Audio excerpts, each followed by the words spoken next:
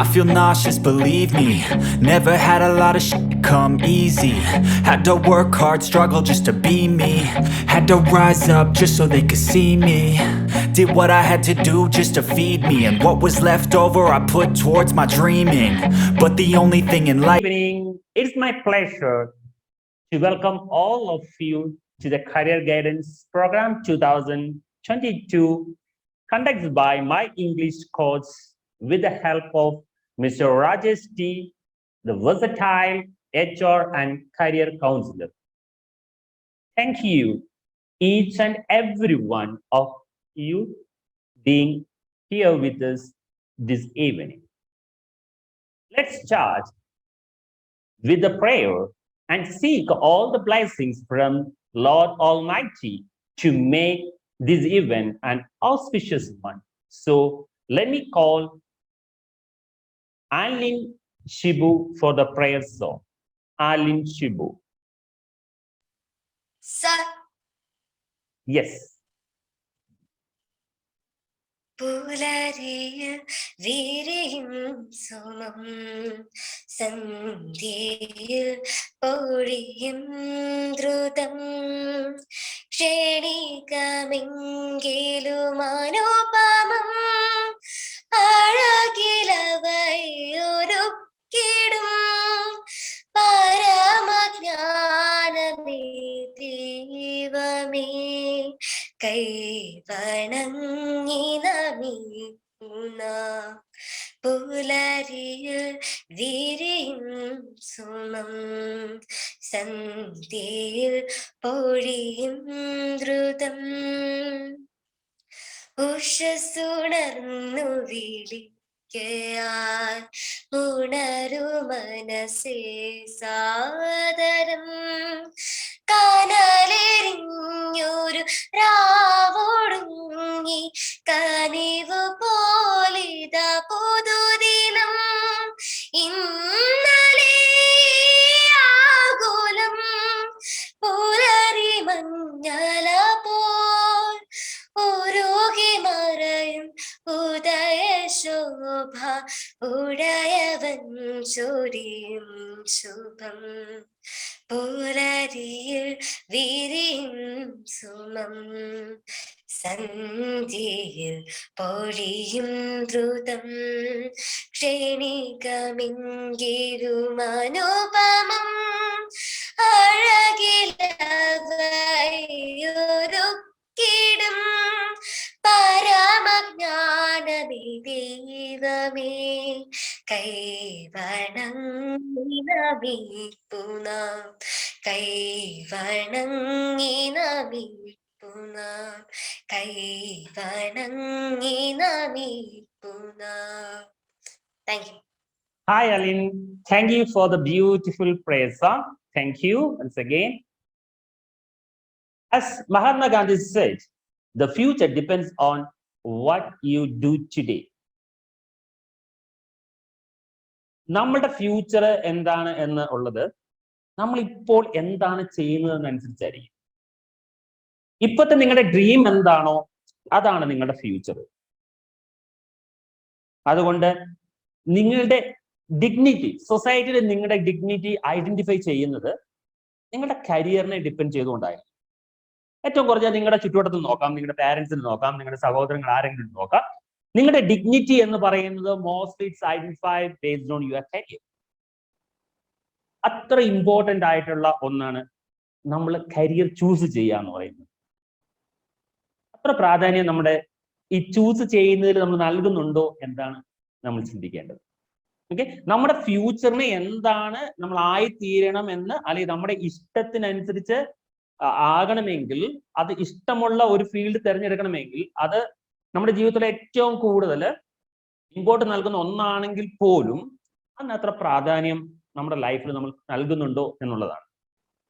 അപ്പൊ പഴയ കാലത്ത് ചിന്തിക്കുവാണെങ്കിൽ എൻ്റെയോ സാറിൻ്റെയോ ഒക്കെ സമയത്ത് ഇത്ര ഓപ്പർച്യൂണിറ്റീസ് ഞങ്ങൾക്ക് ഇല്ലായിരുന്നു.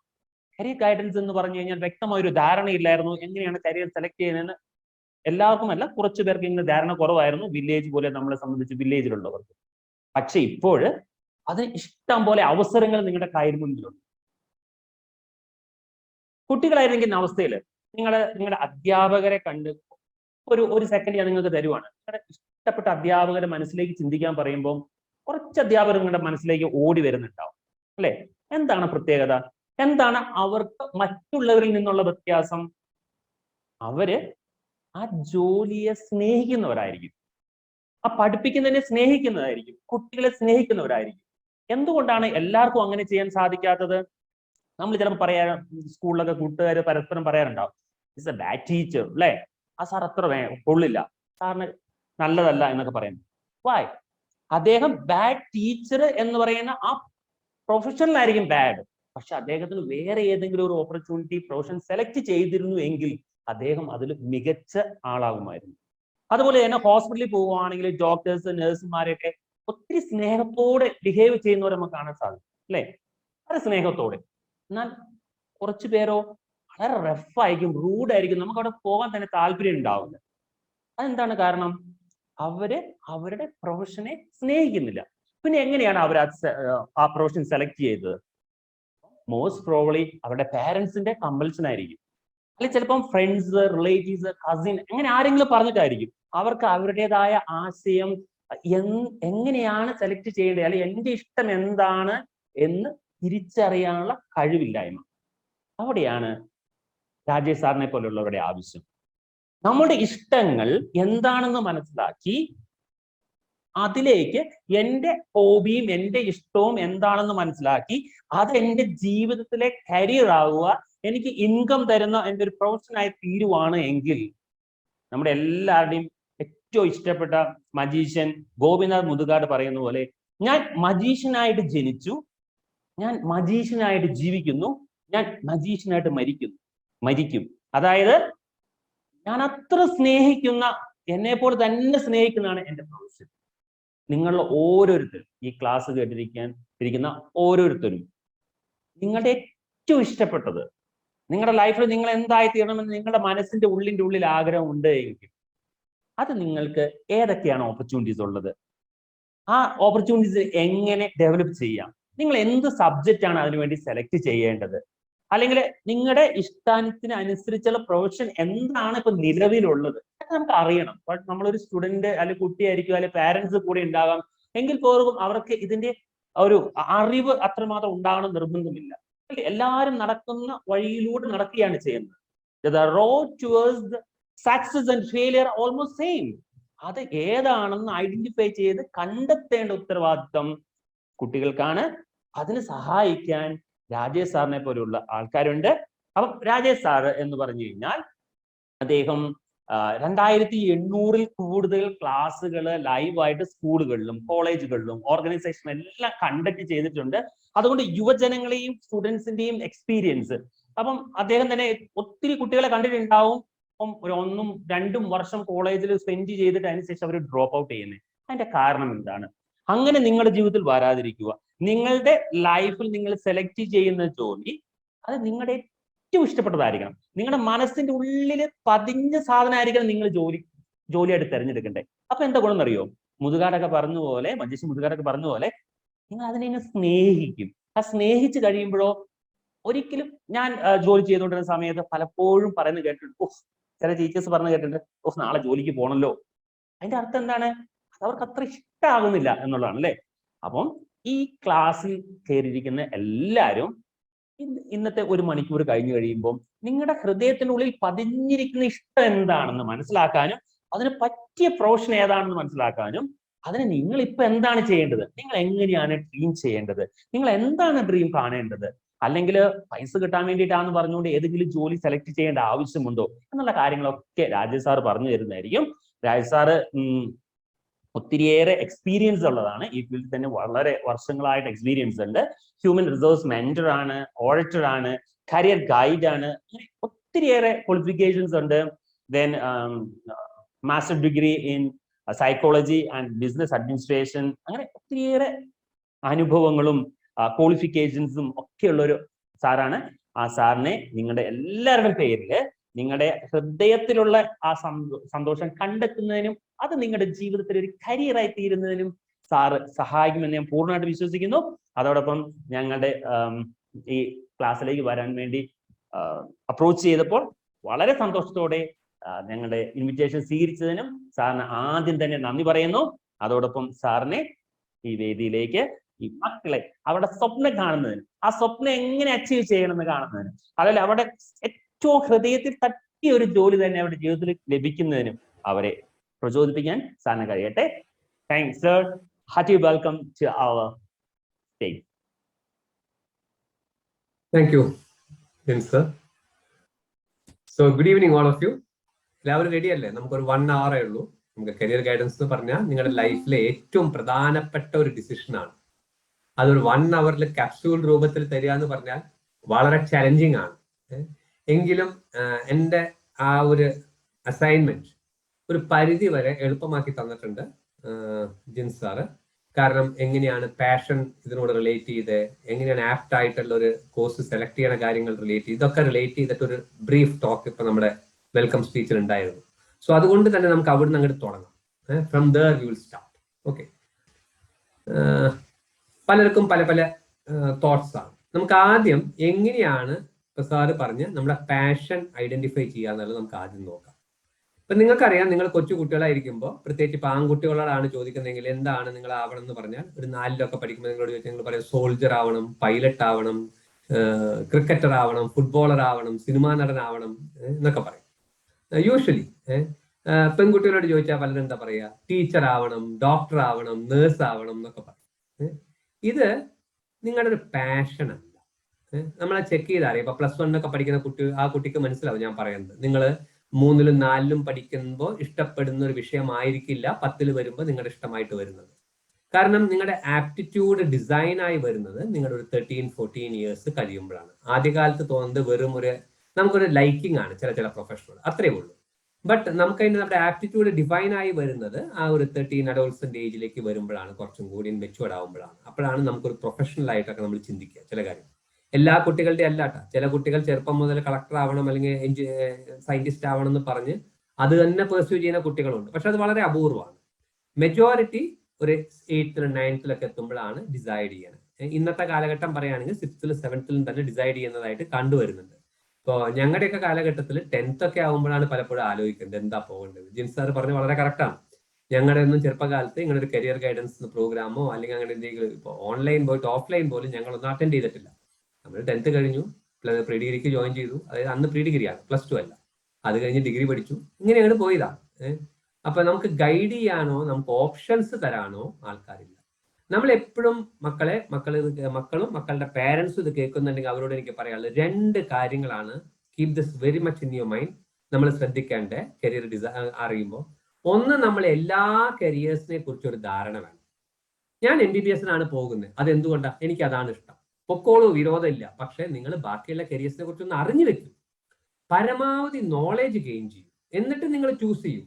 നമ്മള് കുട്ടികളുടെ ഭാഷയിൽ പറയുന്നത്, നിങ്ങളൊരു ഐസ്ക്രീം കഴിക്കാൻ പോകുമ്പോൾ ചില കുട്ടികളുണ്ട് ഒരു ഫ്ലേവർ തന്നെ എപ്പോഴും കഴിക്കുള്ളൂ. അവർക്ക് വേറെ അറിയുന്നില്ല, മറ്റേ ഇതിനെക്കാട്ടിലും നല്ല ഫ്ലേവേഴ്സ് ഉണ്ടാവും. പകരം എന്താ വേണ്ടേ? നമ്മൾ അവിടെ ചോദിക്കും ഏതൊക്കെ ഫ്ലേവേഴ്സ് ഉണ്ട്, ഏതൊക്കെ ഷേക്സ് ഉണ്ട്. അപ്പൊ പുള്ളി ഇങ്ങനെ പറയും പിസ്ത, മറ്റേത് കുറെ ഓപ്ഷൻസ്. അപ്പൊ അതിൽ നിന്നാണ് നമുക്ക് ഇഷ്ടപ്പെടുന്നത് നമ്മൾ സെലക്ട് ചെയ്യുന്നത്. അപ്പോ ഒരു ഷേക്കിന്റെ കാര്യത്തിലും ഒരു ഭക്ഷണത്തിന്റെ കാര്യത്തിൽ പോലും ഇങ്ങനെയാണെങ്കിൽ നമ്മുടെ ലൈഫ് ഡിസൈൻ ചെയ്യുന്ന കരിയറിന്റെ കാര്യത്തിൽ എന്താ വേണ്ടേ? നമ്മളെല്ലാം ഒന്ന് അറിഞ്ഞിരിക്കണ്ടേ? അതിന് മുമ്പേ തന്നെ ഇതിലേക്കാ പോകാവൂ എന്ന് അങ്ങനെ നമ്മൾ പ്ലാൻ ചെയ്യാൻ പാടുണ്ടോ? അത് തെറ്റാണ്. സോ എല്ലാ ഓപ്ഷൻസും ഒന്ന് മനസ്സിലാക്കുക. ഞാനിത് പറയാൻ കാരണം, ഞങ്ങളുടെയൊക്കെ കുട്ടിക്കാലത്ത്, ഇന്ന് നിങ്ങൾ ഹ്യൂമാനിറ്റീസ് എന്ന് പറയുന്നത്, ഞങ്ങളുടെ കാലത്ത് 3rd ഗ്രൂപ്പ് എന്നാണ് അതിന് പറഞ്ഞത്. മാർക്ക് കുറഞ്ഞ കുട്ടികളാണ് ജനറലി പോയിരുന്നത്. മാർക്കുള്ള കുട്ടികൾ 1st ഗ്രൂപ്പും 2nd ഗ്രൂപ്പും എടുക്കും. മാർക്ക് കുറഞ്ഞ കുട്ടികൾ 3rd ഗ്രൂപ്പും. ഇന്നും പല പേരൻസിന് അങ്ങനെ ഒരു ധാരണയുണ്ട്, ഹ്യൂമാനിറ്റീസ് എന്ന് പറഞ്ഞാൽ മാർക്ക്. അങ്ങനെയല്ല. ഇന്ന് അതിന്റെ സ്കോപ്പ് വളരെ വൈഡാണ്. എന്നോട് പേഴ്സണലി ചോദിക്കുകയാണെങ്കിൽ ബെറ്റർ ദാൻ സയൻസ് ഗ്രൂപ്പ് എന്ന് പറയാൻ ഞാൻ പറയും. ആസ് ഈക്വലന്റ് എന്ന് മാത്രമല്ല, ബെറ്റർ ദാൻ. പക്ഷെ നമ്മൾ അറിഞ്ഞിരിക്കണം അതിന്റെ ഓപ്ഷൻസ് എന്താണെന്ന്. അപ്പൊ ആ ഒരു ധാരണ നിങ്ങളുടെ മനസ്സിൽ വേണം. എല്ലാം ഒന്ന് അറിഞ്ഞിരിക്കുക. ഒന്നാമത്തെ കാര്യം ഞാൻ 2 കാര്യം പറഞ്ഞു. 2, കുട്ടിയുടെ ആപ്റ്റിറ്റ്യൂഡ് എന്താണെന്ന് അറിയാം. ഈ ആപ്റ്റിറ്റ്യൂഡ് എന്ന് പറഞ്ഞാൽ ആ ആപ്റ്റിറ്റ്യൂഡ് ടെസ്റ്റ് ചെയ്യാൻ എന്നെ പോലത്തെ ആളുകൾക്കൊന്നും വരണ്ട. അതൊക്കെ എന്താ പറയാ, ആവശ്യമുള്ളവർക്ക് പോകാവുന്നേ ഉള്ളൂ. അതിന്റെ ആവശ്യമില്ല. നിങ്ങൾക്ക് സ്വയം ചെയ്യാവുന്ന ഒരു എക്സസൈസ് ഞാൻ പറഞ്ഞുതരാം. നിങ്ങൾക്ക് സ്വയം ചെയ്യാം. നിങ്ങൾ 10-ലൊക്കെ പഠിക്കുമ്പോൾ നിങ്ങൾ ഏറ്റവും കൂടുതൽ സാധാരണ പാരന്റ്സ് ചെയ്യാൻ എന്താ വെച്ചെങ്കിൽ, എൻ്റെ കുട്ടിക്ക് മാത്സിലാണ് കൂടുതൽ മാർക്സ്, അപ്പൊ അവൻ മാത്സ് എടുക്കണം, അല്ലെങ്കിൽ അവൾ മാത്സ് എടുക്കണം, അല്ലെങ്കിൽ അവൾക്ക് ഫിസിക്സിലാണ് കൂടുതൽ മാർക്സ്, അവൾക്ക് ഫിസിക്സ് പോകണം. അങ്ങനെയല്ല ഡിസൈഡ് ചെയ്യേണ്ടത് കേട്ടോ. അതൊരു തെറ്റായ കൺസെപ്റ്റാണ്. മാർക്സ് സ്കോർഡ് മാത്രമല്ല നോക്കേണ്ടത്. നമ്മൾ മാത്തമാറ്റിക്കൽ ഭാഷയിൽ പറഞ്ഞ റേഷ്യോ നോക്കണം. Marks scored versus time spend. അങ്ങനെയാണ് നമ്മൾ റേഷ്യോ നോക്കേണ്ടത്. ഒരു ഉദാഹരണം പറയുകയാണെങ്കിൽ, മാത്സ് മാർക്ക് എനിക്ക് 98 ഉണ്ട്. മാത്സിൽ കണ്ടിന്യൂസ് ആയിട്ട് 10th പഠിക്കുമ്പോൾ 95 100 ഇടയിൽ ഞാൻ പോകുന്നുണ്ട്. എൻ്റെ ബോർഡ് എക്സാം കഴിഞ്ഞു, എനിക്ക് 98 ഉണ്ട്. നല്ല മാർക്സ് ആണ്, യാതൊരു സംശയവും. പക്ഷെ ഞാൻ ഒരു ദിവസം 6 മണിക്കൂർ പഠിക്കുന്നുണ്ടെങ്കിൽ അതിലൊരു 3.5 മണിക്കൂറും 4 മണിക്കൂറും ഈ മാത്സ് ആണ് പഠിക്കുന്നതെങ്കിൽ then I would suggest നിങ്ങൾ റീതിങ്ക് ചെയ്യണം നിങ്ങളുടെ ആപ്റ്റിറ്റ്യൂഡ് അതാണോ എന്നുള്ളത്. കാരണം 6 മണിക്കൂറിൽ 4 മണിക്കൂർ മാത്സ് പഠിച്ചിട്ടാണ് നിങ്ങൾ 98 മേടിക്കുന്നത്. ഈ 6 മണിക്കൂറിൽ ഒരു 15 മിനിറ്റ് മാത്രം പഠിക്കുന്ന ഹിസ്റ്ററി നിങ്ങൾ 95 മേടിക്കുന്നുണ്ടെങ്കിൽ 90 മേടിക്കുന്നുണ്ടെങ്കിൽ ഐ വുഡ് ഷുവർലി സേ നിങ്ങളുടെ ആപ്റ്റിറ്റ്യൂഡ് അതിലാണ്. പക്ഷെ പലപ്പോഴും നമ്മൾ നോക്കുന്നത്, അല്ലെങ്കിൽ പലപ്പോഴും നമ്മുടെ തെറ്റിദ്ധാരണ ആ മാർക്സ് സ്കോഡിൽ മാത്രമാണ്. അങ്ങനെയല്ല നോക്കേണ്ടത്. അത് നിങ്ങൾ സ്വയം നോക്കാൻ പറ്റാത്തത് കൊണ്ടാണ് നിങ്ങൾക്ക് ഒരു കരിയർ മെന്ററിയോ അല്ലെങ്കിൽ ഒരു സൈക്കോളജിസ്റ്റിനെയോ നിങ്ങളുടെ ഒരു ആപ്റ്റിറ്റ്യൂഡ് അറിയാൻ വേണ്ടി നിങ്ങൾക്ക് പോകേണ്ടി വരുന്നത്, അവിടേക്ക് പോകേണ്ടി വരും. അത് ചെയ്യണ്ട, ഇത് നിങ്ങൾ സ്വയം ചെയ്യാവുന്നതാണ്. ഈ ഒരു ട്രിക്ക് ജനറലി ആരും പറഞ്ഞു തരില്ല. കാരണം എന്താ, ഇതൊരു ബിസിനസ്സാണ്. ഇത് പറഞ്ഞു തന്നാൽ നിങ്ങളൊക്കെ ഇത് സ്വയം ചെയ്യും. അപ്പൊ അത് ചെയ്യാതിരിക്കുക എന്നുള്ളതാണ് എന്നെ പോലത്തെ ആൾക്കാരുടെ ലക്ഷ്യം ഉണ്ടാവുക. പക്ഷെ ഞാനിത് നിങ്ങളോട് ചെയ്യുന്നത് നിങ്ങൾ അറിയണം, പരമാവധി കുട്ടികളെ സ്വയം ചെയ്യട്ടെ എന്ന് വിചാരിച്ചിട്ട് തന്നെയാണ്. അപ്പൊ നമുക്ക് തന്നെ നമ്മളെ കുറിച്ചൊരു ധാരണ വരും. മറ്റൊരാൾ പറഞ്ഞു തരുന്നേക്കാട്ടിൽ എപ്പോഴും നല്ലത് എൻ്റെ സ്ട്രെങ്ത് ഞാൻ തന്നെ അറിയേണ്ടതാണ്. അപ്പൊ ആ സ്ട്രെങ്ത് അറിയാനുള്ള ഒരു മാർഗമാണ് ഞാൻ ഈ പറഞ്ഞത്. അപ്പൊ ഈ 2 കാര്യങ്ങൾ കുട്ടികളും പേരൻസും മൈൻഡിൽ വെക്കുക ഒരു കരിയർ ചൂസ് ചെയ്യാനേക്കാട്ടിലും. ആ കരിയർ ചൂസ് ചെയ്യുന്നത് എപ്പോഴാണ്? 10th കഴിഞ്ഞിട്ട് +1 സ്ട്രീം ഏത് ഓപ്റ്റ് ചെയ്യണം എന്നുള്ളപ്പോഴാണ് ചിലപ്പോഴൊക്കെ, അല്ലെങ്കിൽ പലപ്പോഴും കരിയർ ഓപ്റ്റ് ചെയ്യുന്നത്. ചില കുട്ടികൾ അങ്ങനെയല്ല, +1 +2 പഠിക്കുമ്പോൾ ചിലപ്പോൾ മനസ്സിലാവും എനിക്ക് പറ്റിയത് ഇതല്ല, ഞാൻ ഡീവിയേറ്റ് ചെയ്യണം, അല്ലെങ്കിൽ ഞാൻ ഇത് തന്നെയാണ് പഠിക്കുന്നത് പക്ഷേ ഇതിന്റെ സ്കോപ്പ് ഇത് കഴിഞ്ഞിട്ട് ഹയർ സ്റ്റഡീസിന്, ഹയർ എഡ്യൂക്കേഷന് എനിക്ക് എന്തൊക്കെ ഓപ്ഷൻസ് ഉണ്ട്, എനിക്ക് പ്രൊഫഷണൽ കോഴ്സ് പോകണ്ട, എനിക്ക് ട്രഡീഷണൽ ആർട്സ് ആൻഡ് സയൻസ് പോയാൽ മതി, അത് ഏതൊക്കെ പ്രോഗ്രാംസ് ഉണ്ട്, ഡിപ്ലോമ പ്രോഗ്രാംസ് എന്തൊക്കെയാണ്, ഇതൊക്കെ നമ്മൾ അറിയാൻ വേണ്ടിയിട്ടാണ് നമ്മൾ ഇരിക്കുന്നത്. അപ്പൊ 10th മുതലാണ് പലപ്പോഴും നമ്മൾ സ്ട്രീം സെലക്ട് ചെയ്യുക. ചില കുട്ടികൾ 11th 12th കഴിഞ്ഞിട്ടാണ് ഒരു സ്ട്രീം പ്ലാൻ ചെയ്യുന്നത്. ഈ 2 പേർക്കും ഇത്തരം ക്ലാസ്സുകൾ യൂസ്ഫുൾ ആണ്. ഓക്കെ, ഇത്രയാണ് എനിക്കൊരു ഇൻട്രോ ആയിട്ട് നിങ്ങളോട് പറയാൻ. ഇനി നമുക്ക് പ്രോഗ്രാംസ് നോക്കാം എന്തൊക്കെയാണ് ഉള്ളത്. അപ്പൊ നമുക്ക് വിൽ സ്റ്റാർട്ട് വിത്ത് കോമേഴ്സിൽ തുടങ്ങാം. 10th കഴിഞ്ഞാൽ നമുക്ക് എന്ത് സ്ട്രീമാണല്ലേ? കോമേഴ്സ് സ്ട്രീം ഉണ്ട്. കോമേഴ്സ് സ്ട്രീം എന്ന് പറഞ്ഞാൽ പണ്ട് ഞങ്ങളുടെ കാലത്തൊക്കെ 4th ഗ്രൂപ്പ്. ഈ കോമേഴ്സ് സ്ട്രീം പോകുന്ന കുട്ടികൾ മെയിൻ ആയിട്ട് പ്രിഫർ ചെയ്യുക BCom പോകാമെന്നാണ്. BCom കഴിഞ്ഞ് ചില കുട്ടികൾ MComന് പോകും, ചില കുട്ടികൾ MBA. MBA ഞാൻ തൽക്കാലം ഇവിടെ നിർത്തുകയാണ്, കാരണം അത് ലാസ്റ്റ് പറയാം.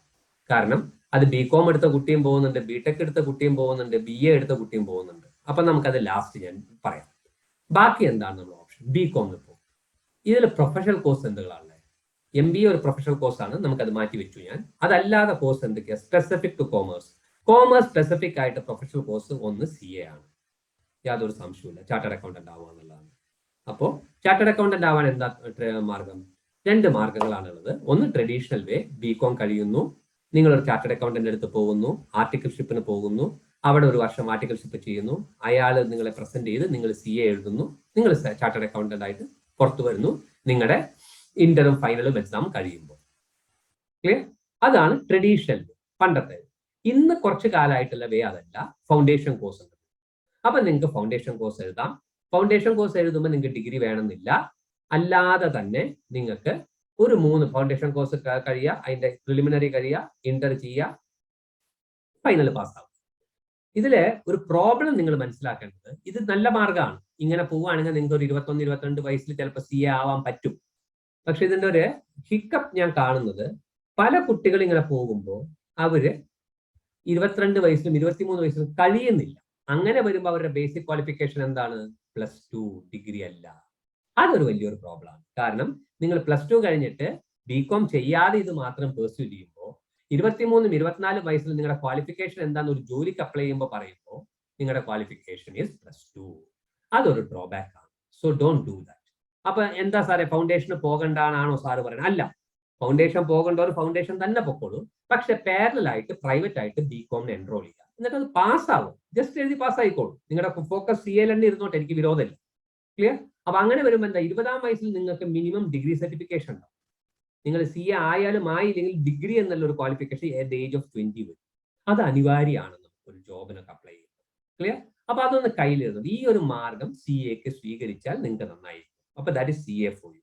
What is second option? പണ്ട് കാലത്ത് ഞങ്ങളുടെയൊക്കെ ചെറുപ്പകാലത്ത് CA അല്ലെങ്കിൽ CW എന്നാ പറഞ്ഞത്, ICW എന്നൊക്കെ പറയും. ഇന്നതില്ല.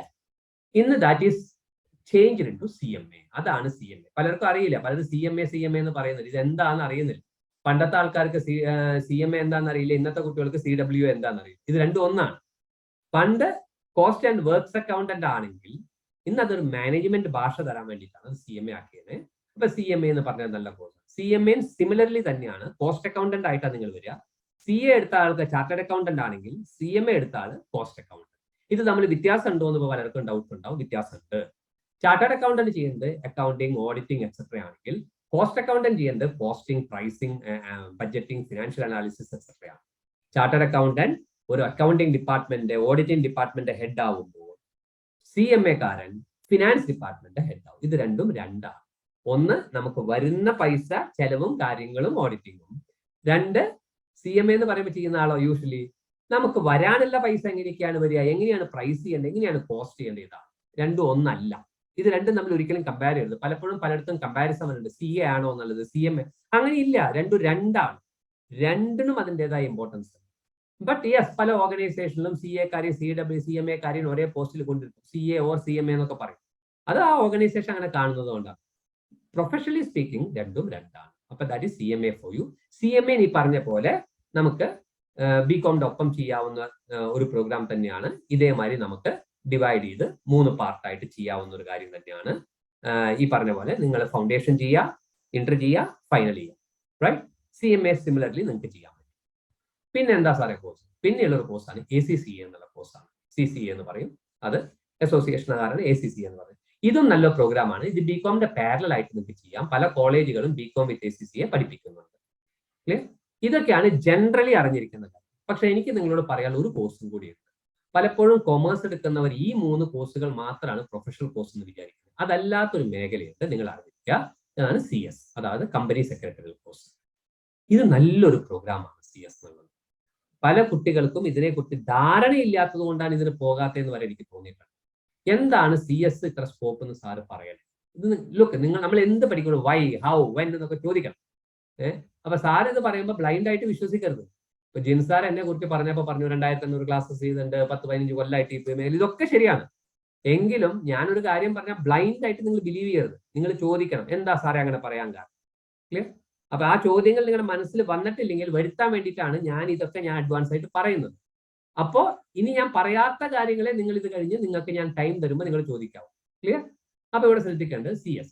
നമ്മൾ CA കാരൻ ചെയ്യുന്നത് എന്താ? CA കാരൻ ചെയ്യുക, നമ്മള് കമ്പനീസ് എന്താ പറയാ അക്കൗണ്ട്സിന്റെ കാര്യങ്ങൾ, റിട്ടേൺസ് ഫയൽ ചെയ്യാൻ വേണ്ടി ഇൻകം ടാക്സിന്റെ ആണെങ്കിലും അല്ലെങ്കിൽ കമ്പനിയുടെ ആണെങ്കിലും കമ്പനിയുടെ ടാക്സിന്റെ കാര്യങ്ങൾ, GSTയുടെ കാര്യങ്ങളൊക്കെ റിട്ടേൺസ് ഫയൽ ചെയ്യുന്നത് ടാക്സ് ഡിപ്പാർട്ട്മെന്റിൽ ചെയ്യണമെങ്കിൽ ഒരു CA കാരന്റെ ഒപ്പ് വേണം. ഒരു സർട്ടിഫൈഡ് ചാർട്ടേഡ് അക്കൗണ്ടന്റിന് അത് ചെയ്യാനുള്ള അധികാരം ഇന്ത്യയിലുള്ളൂ. അതാണ് ഈ CA കാർക്ക് ഇത്ര ഇമ്പോർട്ടൻസ്.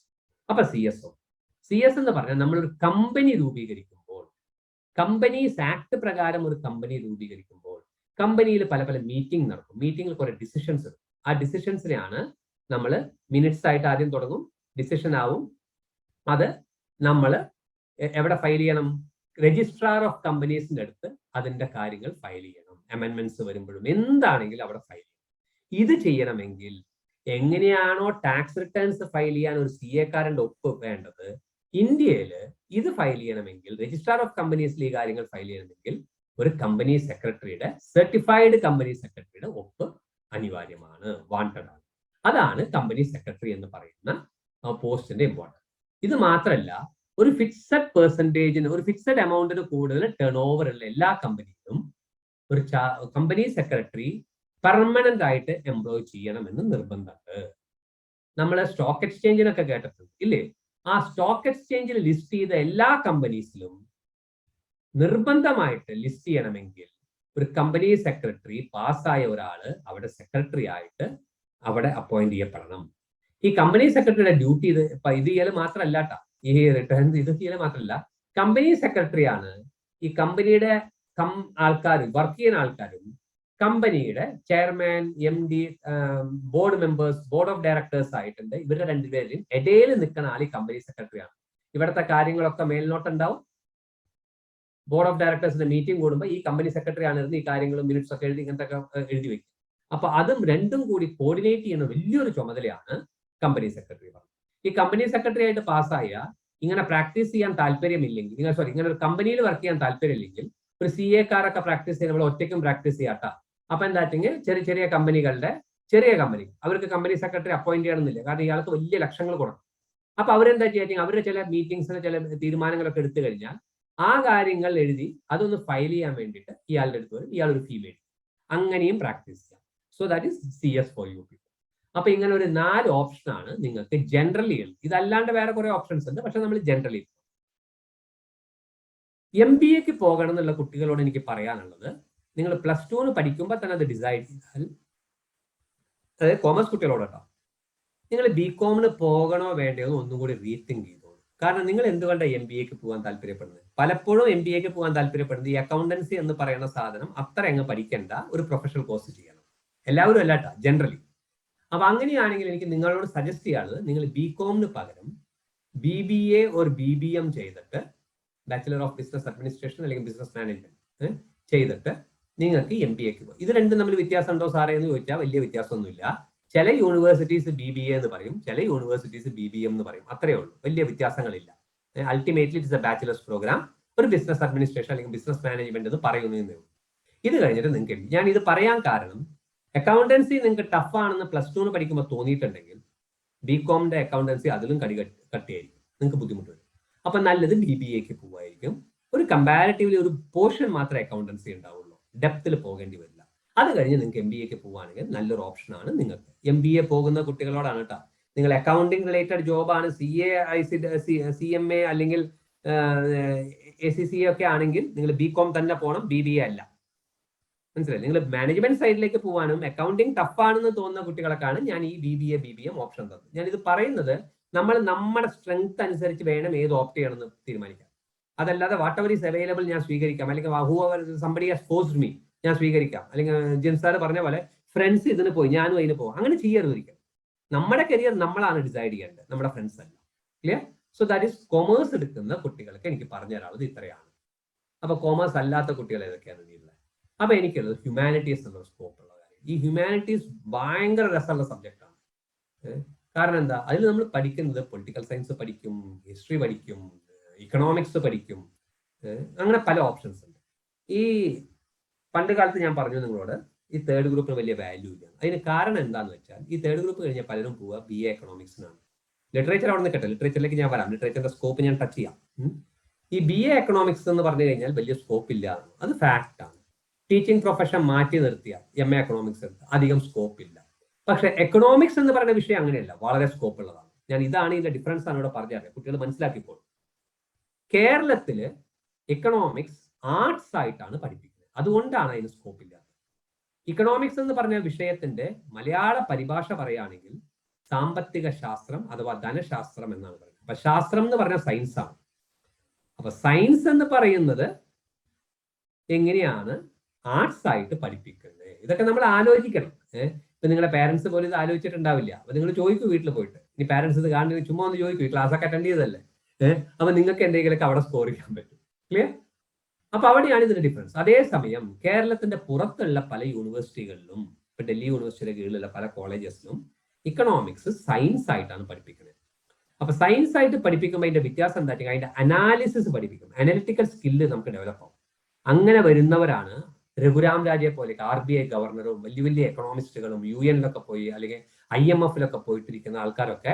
ഇക്കണോമിസ്റ്റ് എന്ന് പറയുന്ന വാക്ക് വരുന്നുണ്ടെങ്കിൽ കേന്ദ്രത്തിന്റെ ആയാലും സ്റ്റേറ്റിന്റെ ആണെങ്കിലും ഫിനാൻസ് ഡിപ്പാർട്ട്മെന്റിലും പ്ലാനിംഗ് കമ്മീഷനിലൊക്കെ ഇരിക്കുന്ന എക്കണോമിസ്റ്റുകൾ സയൻസ് ആയിട്ട് അനാലിസിസ് അറിയുന്ന ആൾക്കാരാണ്, ആർട്സ് പഠിച്ചവരല്ല. ആർട്സ് പഠിച്ചവർ ഇരിക്കുന്നുണ്ടെങ്കിൽ അതിൻ്റെതായ പോരായ്മകൾ അവിടെ കാണും. ക്ലിയർ? അപ്പൊ ഇതാണ് എക്കണോമിക്സിന്റെ scope. This is one subject I want to focus. കാരണം എക്കണോമിക്സ് വളരെ എന്താ പറയുക സ്കോപ്പ് ഉള്ള ഒരു വിഷയമാണ്, നമ്മൾ അറിഞ്ഞിരിക്കണം. അപ്പൊ ഇക്കണോമിസ്റ്റ് ആയിട്ട് പോകാൻ താല്പര്യമുള്ളവർ സയൻസ് ആയിട്ട് പഠിക്കണം. പക്ഷെ അങ്ങനെ വരുമ്പോൾ ഒരു കാര്യം കൂടിയുണ്ട്, നിങ്ങൾ +1 ജോയിൻ ചെയ്യുമ്പോൾ ഹ്യൂമാനിറ്റീസ് എടുക്കുമ്പോൾ ഓപ്ഷണൽ സബ്ജക്ട് ഏതാണെന്ന് ചോദിക്കുമ്പോൾ മാത്തമാറ്റിക്സ് എടുക്കണം കേട്ടോ. കാരണം ഈ മാത്സ് എടുത്തവർക്ക് മാത്രമേ BSc എക്കണോമിക്സിൽ പോകാൻ പറ്റുള്ളൂ, അല്ലാത്തവർക്ക് അവിടെ അഡ്മിഷൻ കിട്ടില്ല.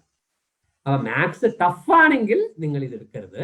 മാത്സ് ടഫ് അല്ല, ബാക്കിയുള്ള സയൻസ് വിഷയങ്ങളാണ് ടഫ്, അതുകൊണ്ടാണ് ഹ്യൂമാനിറ്റീസ് എടുക്കുന്നതെങ്കിൽ നിങ്ങൾക്ക് ഏറ്റവും നല്ലൊരു ഓപ്ഷനാണ് ഹ്യൂമാനിറ്റീസ് വിത്ത് മാത്തമാറ്റിക്സ് എടുത്ത് ഒരു BSc എക്കണോമിക്സും MSc എക്കണോമിക്സും ഒക്കെ ലണ്ടൻ സ്കൂൾ ഓഫ് എക്കണോമിക്സിലൊക്കെ പഠിക്കണമെങ്കിൽ സയൻസ് ആയിട്ട് എക്കണോമിക്സ് ഡിഗ്രി ചെയ്തിട്ടുണ്ടാവണം, എന്നാലേ PGക്ക് അവിടെ പോകാൻ പറ്റുള്ളൂ. ഈ BA എക്കണോമിക്സ് എടുത്തവർക്ക് അവിടെ അഡ്മിഷൻ കിട്ടില്ല. Clear? So that is economics for you people.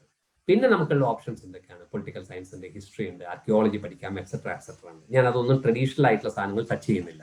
ഞാൻ നിങ്ങൾക്ക്, കാരണം ഇത് നിങ്ങൾ വലുതായി വരുമ്പോൾ, സിറ്റിസൺ സമത്തിലാണെങ്കിൽ വലുതായി വരുമ്പോൾ നിങ്ങൾ അറിയും. അല്ലാത്ത കുട്ടികൾക്കും കുറേയൊക്കെ നിങ്ങൾ 10th എത്തുമ്പോഴേക്കും ധാരണ വരും. ഞാനിവിടെ ടച്ച് ചെയ്യുന്നത് നിങ്ങൾക്ക് അറിയാത്ത മേഖലകളാണ്. കാരണം നമുക്കൊരു ലിമിറ്റഡ് ടൈമേ ഉള്ളൂ. ഈ ടൈമിനുള്ളിൽ നമ്മളപ്പോൾ പറയണമെങ്കിൽ അറിയാത്ത മേഖലകളാണ് നിങ്ങൾക്ക് പറഞ്ഞു തരേണ്ടത്. ഞാൻ നിങ്ങളോട് പറഞ്ഞു നമ്മൾ എല്ലാം ഒന്ന് അറിഞ്ഞിരിക്കണം, എന്നിട്ട് നമ്മുടെ കരിയർ ഓപ്റ്റ് ചെയ്യും. ക്ലിയർ? അപ്പോൾ ഹ്യൂമാനിറ്റീസ് എടുത്തവർക്ക് ഓപ്ഷൻസ് ഇതൊക്കെയാണ്. പിന്നെയുള്ള ഓപ്ഷൻ എന്താണ്? ലിറ്ററേച്ചർ പോവാം. That is something you should know. എന്താ ഈ ലിറ്ററേച്ചറിന് ഇത്ര ഇമ്പോർട്ടൻസ്? വളരെ ഇമ്പോർട്ടൻസ് ഉണ്ട്. നിങ്ങൾക്ക് ഞാൻ ഒരു കാര്യം മാത്രം മതി, ലെറ്റ്സ് ടച്ച് മീഡിയ അലോൺ. ബാക്കിയൊക്കെ വിട്ടോളൂ, മീഡിയ മാത്രം എടുക്കും. എൻ്റെയൊക്കെ കുട്ടിക്കാലത്ത് ദൂരദർശൻ മാത്രമേ ഉള്ളൂ, അത് മാത്രമേ ഉള്ളൂ ഞങ്ങൾക്ക്. V only so Doordarshan. പിന്നെ ദൂരദർശൻ ഒരു മെട്രോ ചാനലൊക്കെ വന്നപ്പോൾ ഞങ്ങൾ വലിയൊരു സംഭവമാണെന്ന് പറഞ്ഞിരുന്നു ഒരാൾ, മനസ്സിലായില്ലേ? അപ്പൊ ഈ ദൂരദർശൻ വന്നിട്ട് പിന്നെ ഏഷ്യാനെറ്റ് വന്നു, പിന്നെ വേറെ സൂര്യ വന്നു, എക്സെട്ര എക്സെട്ര എക്സെട്ര വന്നു. ഇന്ന് ഏഷ്യാനെറ്റിന് മാത്രം നമുക്കറിയാം, എനിക്കറിയില്ല എണ്ണം, 10-12 ചാനൽ ഉണ്ടെന്ന് എനിക്ക് തോന്നുന്നു. മ്യൂസിക് ആയിട്ടും ന്യൂസ് ആയിട്ടും അവരെ സീരിയൽ കാണിക്കുന്നതായിട്ടും പല പല കാര്യങ്ങൾ. അങ്ങനെ you have got n number of channels. ഇവിടേക്ക് എത്രമാത്രം ആൾക്കാർ എഡിറ്റോറിയലിലും ന്യൂസ് റീഡിങ്ങിലും അല്ലെങ്കിൽ എന്താ പറയാ റിപ്പോർട്ടിങ്ങിലും ജേർണലിസത്തിലായിട്ട് വർക്ക് ചെയ്യേണ്ടതെന്ന് നിങ്ങൾ വിചാരിച്ചാൽ തൗസൻഡ്സ് ആണ് എഡിറ്റോറിയൽ ബോർഡിലും ഇവിടെ ഇരിക്കുന്നത്. ഇത്രയും തൗസൻഡ്സ് ഉണ്ടെങ്കിൽ ഇവരൊക്കെ ലിറ്ററേച്ചർ പാസ്സായവരല്ലേ? Whether it is English or Hindi or Malayalam or whatever. അത്രയും സ്കോപ്പാണ് ലിറ്ററേച്ചറിനുള്ളത്. നിങ്ങളത് മനസ്സിലാക്കാൻ വേണ്ടിയിട്ടാണ് ഞാൻ പറഞ്ഞത്. ലിറ്ററേച്ചർ നല്ല സ്കോപ്പുള്ള ഒരു സംഭവമാണ്. പ്ലസ് നിങ്ങൾ അറിഞ്ഞിരിക്കേണ്ട, ഞാൻ എക്കണോമിക്സിന് പറഞ്ഞ പോലെ തന്നെ നിങ്ങൾ ലിറ്ററേച്ചർ പ്രൊഫഷണൽ ആയിട്ട് പഠിക്കാൻ ഉദ്ദേശിച്ചിട്ടുണ്ടെങ്കിൽ അത് പ്രൊഫഷണൽ ആയിട്ട് പഠിപ്പിക്കുന്ന കോളേജസിൽ പോകേണ്ടി വരും. ഒരു ഉദാഹരണം പറഞ്ഞാൽ English and foreign language university EFLU ഹൈദരാബാദിലുണ്ട്, നോർത്ത് ഈസ്റ്റേൺ സ്റ്റേറ്റ്സിലുണ്ട്, ഒരു സ്റ്റേറ്റിലുണ്ട്, 2 പ്ലേസിലാണ്. എഫ്ലുവിൽ ഇംഗ്ലീഷ് പഠിക്കുന്നതും നമ്മുടെ നാട്ടിൽ ഇംഗ്ലീഷ് പഠിക്കുന്നതും വ്യത്യാസമുണ്ട്. നമ്മുടെ നാട്ടിൽ ഇംഗ്ലീഷ് പഠിപ്പിക്കുമ്പോൾ നിങ്ങൾ ഇംഗ്ലീഷ് ഒരു സബ്ജക്റ്റ് ആയിട്ട് പഠിപ്പിക്കും, നിങ്ങൾ മാർക്കൊക്കെ മേടിക്കും, അത് ആ രീതിയിൽ പോകും, അതിലൊന്നും കുഴപ്പമില്ല. നിങ്ങൾക്ക് ടീച്ചിങ് പ്രൊഫഷനിലേക്കൊക്കെ പോകും. അതേസമയം എഫ്ലുവിൽ പോകുമ്പോൾ അത് അങ്ങനെയല്ല. അതെങ്ങനെയാണ് ഒരു എഞ്ചിനീയറിംഗ് കോളേജിലും മെഡിക്കൽ കോളേജിലൊക്കെ പഠിപ്പിക്കുന്നത്, ആ രീതിയിലാണ് എഫ്ലുവിൽ പഠിപ്പിക്കുന്നത്. അപ്പൊ അങ്ങനെ വരുമ്പോൾ എന്താ, അതൊരു പ്രൊഫഷണൽ ആയിട്ടാണ് പഠിപ്പിക്കുന്നത്. പ്രൊഫഷണൽ ആയിട്ട് പഠിപ്പിക്കുമ്പോൾ നിങ്ങൾക്ക് അതിൻ്റെതായ ഇന്റേൺഷിപ്പും അതിൻ്റെതായ സെമിനാർസും അതിൻ്റെതായ പ്രൊജക്ട്സ് ഒക്കെ കിട്ടും. അപ്പൊ നിങ്ങൾ വേറെ ലെവലിലേക്ക് ഇംഗ്ലീഷ് നിങ്ങൾ ഉയരും. പ്ലസ് എക്സ്ക്യൂസ് മീ, ഒരു മിനിറ്റ്, കുഴപ്പമില്ല, എന്റെ പെറ്റ് ഡോഗ് കൂടെ ഓടി വന്നാ, no issues, will carry on, fine. അപ്പോ എഫ്ലു ഞാൻ ഒരു എക്സാമ്പിൾ തന്നു. ഹ്യൂമാനിറ്റീസിന്റെ കുട്ടികളോട് എനിക്ക് ഒരു കാര്യം പറയാനുള്ളത്, ഞാൻ ഈ കുട്ടികളോട് ചോദിക്കാം, ജസ്റ്റ് അൺമ്യൂട്ട് ആൻഡ് IIT എന്താണെന്ന് അറിയാലോ, ഇന്ത്യൻ ഇൻസ്റ്റിറ്റ്യൂട്ട് ഓഫ് ടെക്നോളജി. IIT-യിൽ ഹ്യൂമാനിറ്റീസ് പ്രോഗ്രാം ഉണ്ടോ? ആർക്കെങ്കിലും അറിയും? അതോ IIT ഒരു എഞ്ചിനീയറിംഗ് കോളേജാണ്, ഹ്യൂമാനിറ്റീസ് ഒന്നും അവിടെ ഉണ്ടാവില്ല എന്നാണോ നിങ്ങളുടെ ഐഡിയ? നിങ്ങളൊന്ന് പറയൂ. എത്ര പേർക്ക് അറിയാം IIT-യിൽ ഹ്യൂമാനിറ്റീസ് പ്രോഗ്രാം ഉണ്ട്? അറിയുന്നവർ ഏത് IIT ആണെന്ന് പറയും. IIT-യിൽ ഹ്യൂമാനിറ്റീസ് പ്രോഗ്രാം ഉണ്ടെന്നാണ് ഞാൻ പറയുന്നത്. ആർക്കെങ്കിലും അറിയോ? അറിയുന്നവർ അൺമ്യൂട്ട് ചെയ്ത് പറയാം. കുട്ടികൾ മാത്രമല്ല, പാരന്റ്സിനും പറയാം, കുഴപ്പമൊന്നും.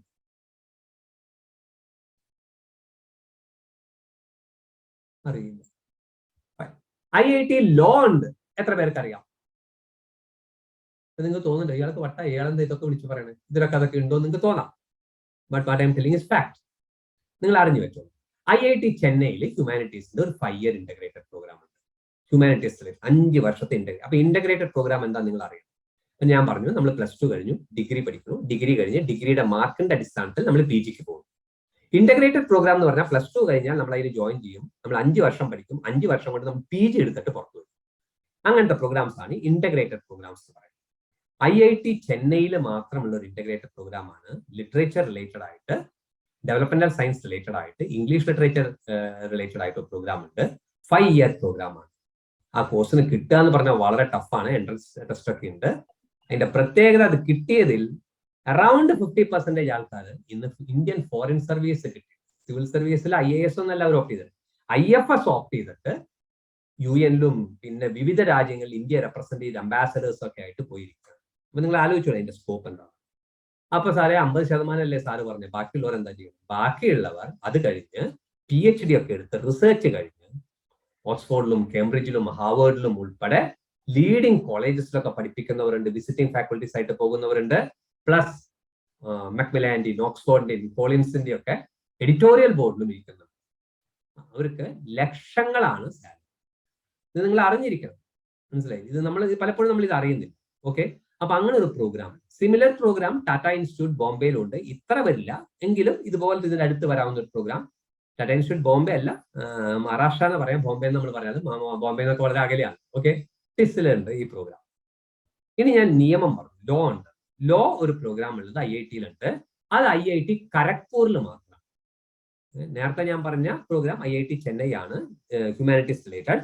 IIT ഖരഗ്പൂരിൽ ഒരു ലോ പ്രോഗ്രാം ഉണ്ട്. അതിന്റെ പ്രത്യേകത എന്താണെന്ന് വെച്ചാൽ, ഇന്ന് ഏറ്റവും അധികം ഡിസ്കസ് ചെയ്യുന്ന ഒരു ടോപ്പിക്കാണ് IPR, ഇന്റലക്ച്വൽ പ്രോപ്പർട്ടി റൈറ്റ്സ്. പലരും ഇത് സോഫ്റ്റ്വെയർ ആയിട്ടാണ് ബന്ധപ്പെട്ടത്. സോഫ്റ്റ്വെയർ അല്ല കേട്ടോ. IPR എന്ന് പറഞ്ഞാൽ നിയമമാണ്, ലോ ആണ്. അപ്പൊ IPR റിലേറ്റഡ് ഒരു ലോ പഠിപ്പിക്കുന്നുണ്ടെങ്കിൽ അത് എത്ര സ്കോപ്പ് ഉണ്ടെന്ന് ആലോചിക്കും. IIT ഖരഗ്പൂരിൽ ഒരു പ്രോഗ്രാം ഉണ്ട്, BA ഹോണേഴ്സ് ആണ്, IPR സ്പെസിഫിക് ആണ്, ഇന്റലക്ച്വൽ പ്രോപ്പർട്ടി റൈറ്റ് സ്പെസിഫിക് ആണ്. നല്ലൊരു പ്രോഗ്രാമാണ്. നിയമം പഠിക്കാൻ താല്പര്യമുള്ള കുട്ടികൾ ഉണ്ടെങ്കിൽ അതൊന്ന് സീരിയസ് ആയിട്ട് ആലോചിക്കുന്നത് നല്ലതാണ്. ക്ലിയർ? ഇനി നിയമം ഞാൻ ഇവിടെ ടച്ച് ചെയ്ത സ്ഥിതിക്ക് നമുക്ക് ലോ ഒന്നും കൂടി ഒന്ന് കുറച്ചധികം ഫോക്കസ് ചെയ്യാം. കാരണം ലോ ഒരു നല്ല പ്രൊഫഷണൽ കോഴ്സാണ്. അത് സയൻസ് എടുത്തോറും പോയിട്ടുണ്ട്, ഹ്യൂമാനിറ്റീസ് എടുത്തോറും പോയിട്ടുണ്ട്, കോമേഴ്സ് എടുത്തോറും പോയിട്ടുണ്ട്. ഈ ലോയുടെ പ്രശ്നം നമ്മുടെ നാട്ടിൽ ഞാൻ കണ്ടുവരുന്നത് എന്താണെങ്കിൽ, LLB കഴിഞ്ഞ് കോടതിയിൽ പ്രാക്ടീസ് ചെയ്യാന്നുള്ളൊരു കൺസെപ്റ്റ് മാത്രമേ ഉള്ളൂ. അത് അത്ര നല്ല കൺസെപ്റ്റാണെന്ന് എനിക്ക് തോന്നുന്നില്ല. ബിക്കോസ് കോടതിയിൽ നിങ്ങളൊന്ന് എസ്റ്റാബ്ലിഷ് ചെയ്ത് വരണമെങ്കിൽ നിങ്ങളൊരു സീനിയറുടെ അടുത്ത് ആദ്യം ജോയിൻ ചെയ്യുന്നു. പുള്ളി ആദ്യകാലത്ത് നിങ്ങളെ കൊണ്ട് കുറച്ച് നോട്ട്സ് എഴുതിക്കും.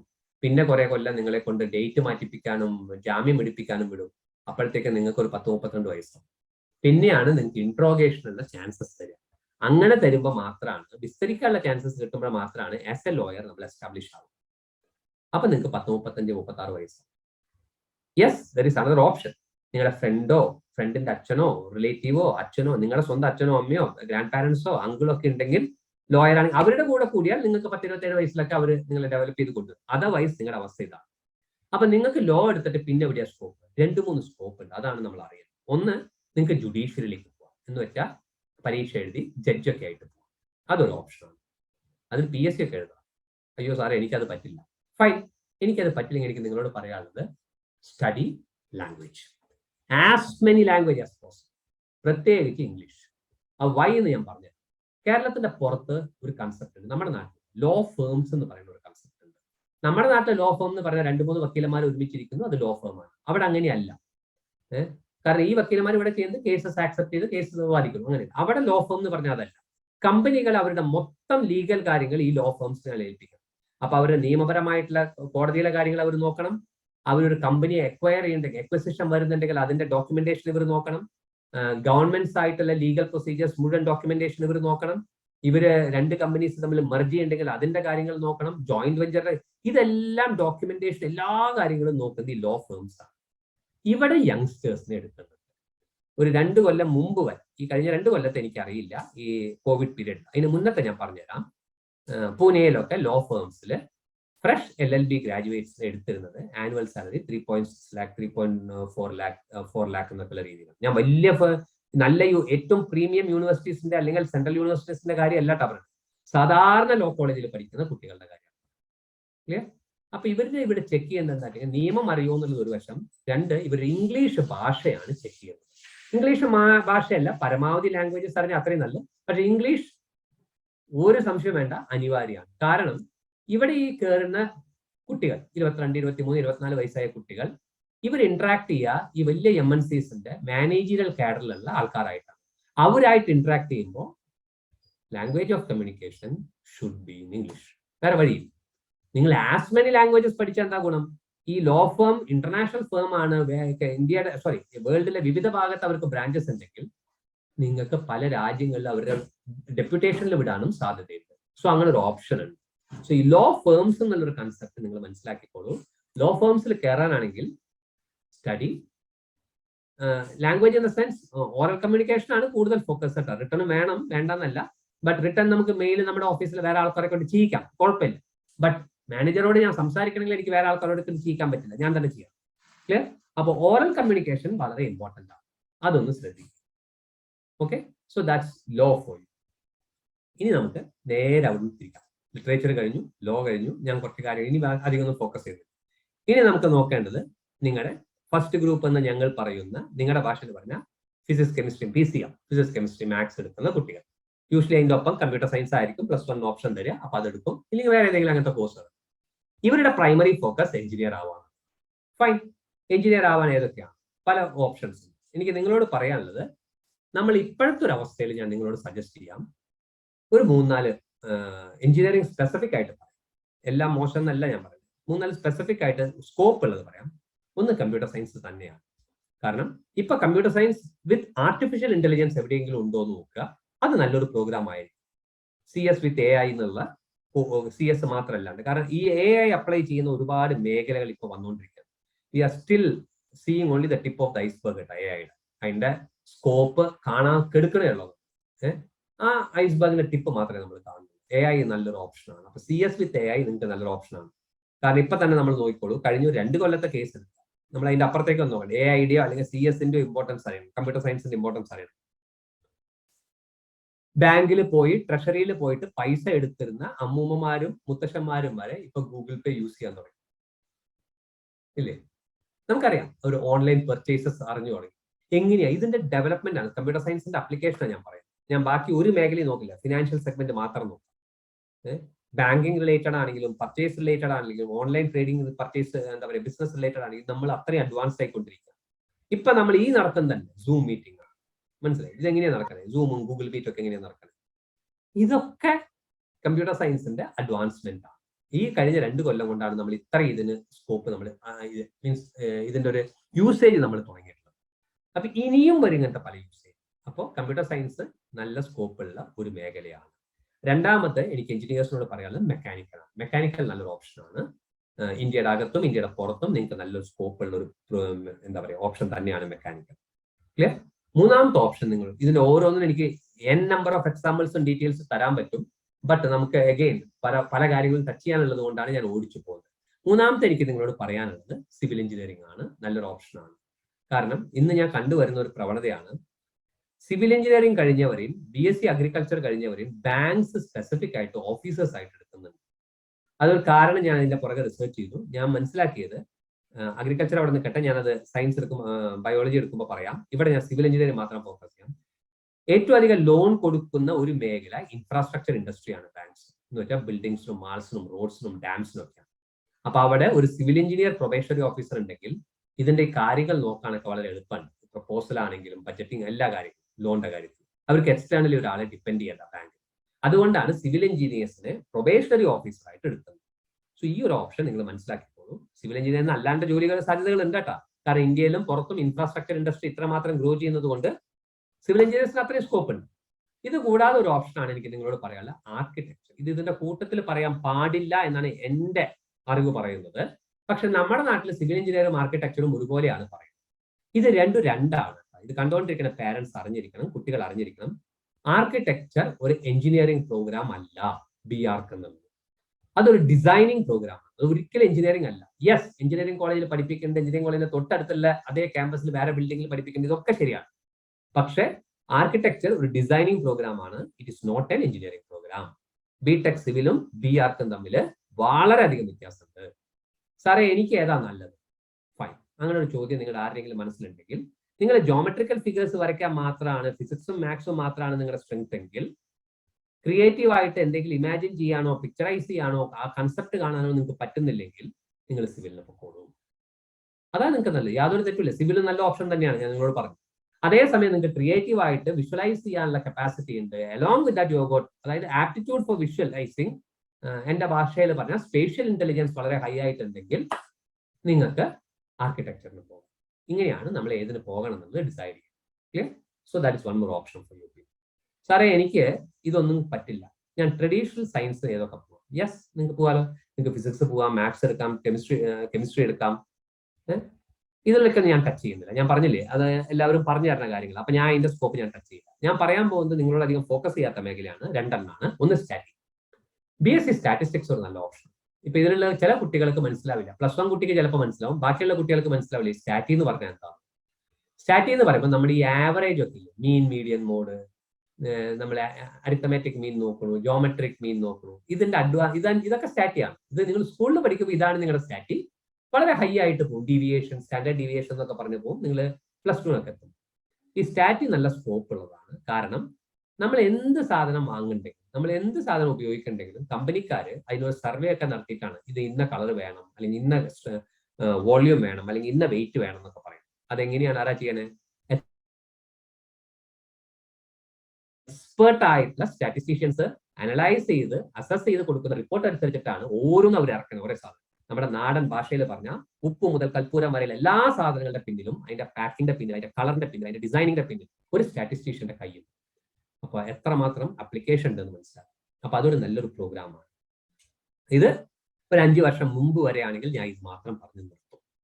ഇന്ന് സ്റ്റാറ്റിയുടെ തന്നെ ഒരു ഭാഗം, മാത്സിന്റെ ഒരു ഭാഗമാണ് സ്റ്റാറ്റി, അതിന്റെ സ്കോപ്പാണ് ഞാൻ ഇപ്പൊ പറഞ്ഞത്. ഈ സ്റ്റാറ്റിയുടെ തന്നെ ഒരു ഭാഗം ഇപ്പോൾ നല്ലോണം ഡെവലപ്പ് ആയിട്ടുണ്ട്. അതിനെയാണ് ഡാറ്റാ സയൻസ് എന്ന് പറയുന്നത്. ഡാറ്റാ സയൻസിന്റെ ഡാറ്റ അനലിറ്റിക്സിന്റെ ഇപ്പൊ കുസാറ്റിലൊക്കെ, കൊച്ചിൻ യൂണിവേഴ്സിറ്റിയിലൊക്കെ ഡാറ്റ അനലിറ്റിക്സിന്റെ ബിവോക്ക് കോഴ്സ് പറയുന്നത്. I was there 2 weeks back. 1 full day programme അവിടെ ഉണ്ടായിരുന്നു. ബിവോക്ക് നല്ല പ്രോഗ്രാമാണ്, ഡാറ്റ അനലിറ്റിക്സ്. സാറേ ഈ ഡാറ്റാ സയൻസും ഡാറ്റ അനലിറ്റിക്സ് ഒക്കെ പറഞ്ഞാൽ എന്താ സാറേ? അങ്ങനെ ചോദിക്കുകയാണെങ്കിൽ സ്റ്റാറ്റിയിൽ നമ്മൾ മാനുവലായിട്ട് ചെയ്യുന്ന സാധനങ്ങൾ കമ്പ്യൂട്ടറൈസ് ചെയ്ത് സോഫ്റ്റ്വെയർ രൂപത്തിൽ ചെയ്യുന്നതാണ് ഡാറ്റാ സയൻസും ഡാറ്റ അനലിറ്റിക്സും. അത് വളരെ അധികം അപ്ലിക്കേഷൻ ഉള്ളതാണ്. അതിന്റെ അപ്ലിക്കേഷൻ ഉണ്ടെന്ന് പറയാൻ കാരണം നിങ്ങൾ മനസ്സിലാക്കിക്കോളൂ. എഞ്ചിനീയറിംഗ് കോളേജിൽ ഡാറ്റാ സയൻസ് ഉണ്ട്, ആർട്സ് ആൻഡ് സയൻസ് കോളേജിൽ ഡാറ്റാ സയൻസ് ഉണ്ട്, റൈറ്റ്? MBA കോളേജിൽ ഡാറ്റാ സയൻസ്. അപ്പൊ നിങ്ങൾ ആലോചിച്ചോളൂ അത് എത്ര വ്യാപ്തി ഉണ്ടാവും ആ ഒരു സബ്ജക്ട്. ആർട്സ് ആൻഡ് സയൻസ് കോളേജിൽ BSc ആയിട്ട് പഠിപ്പിക്കുന്നു, എഞ്ചിനീയറിംഗ് കോളേജിൽ അതൊരു BTech അല്ലെങ്കിൽ BS ഡിഗ്രി ആയിട്ട് പഠിപ്പിക്കുന്നു, മാനേജ്മെന്റ് കോളേജുകളിൽ അതൊരു മാനേജ്മെന്റ് പ്രോഗ്രാം പോലെ പഠിപ്പിക്കുന്നു. അപ്പൊ അത്രയും അപ്ലിക്കേഷൻ ഉള്ള ഒരു സാധനമാണ് ഡാറ്റാ സയൻസ്. അതൊന്നും നല്ല പ്രോഗ്രാമാണ്, ആലോചിച്ച് വെച്ചോളൂ. സ്റ്റാറ്റി റിലേറ്റഡ് ആണ്. സിമിലർലി തന്നെയാണ് ഡാറ്റ അനലിറ്റിക്സ്. ഓക്കെ, അപ്പൊ ഇതാണ് എനിക്ക് മാത്സ് എടുക്കുന്ന കുട്ടികളോട് പറഞ്ഞു തരാം.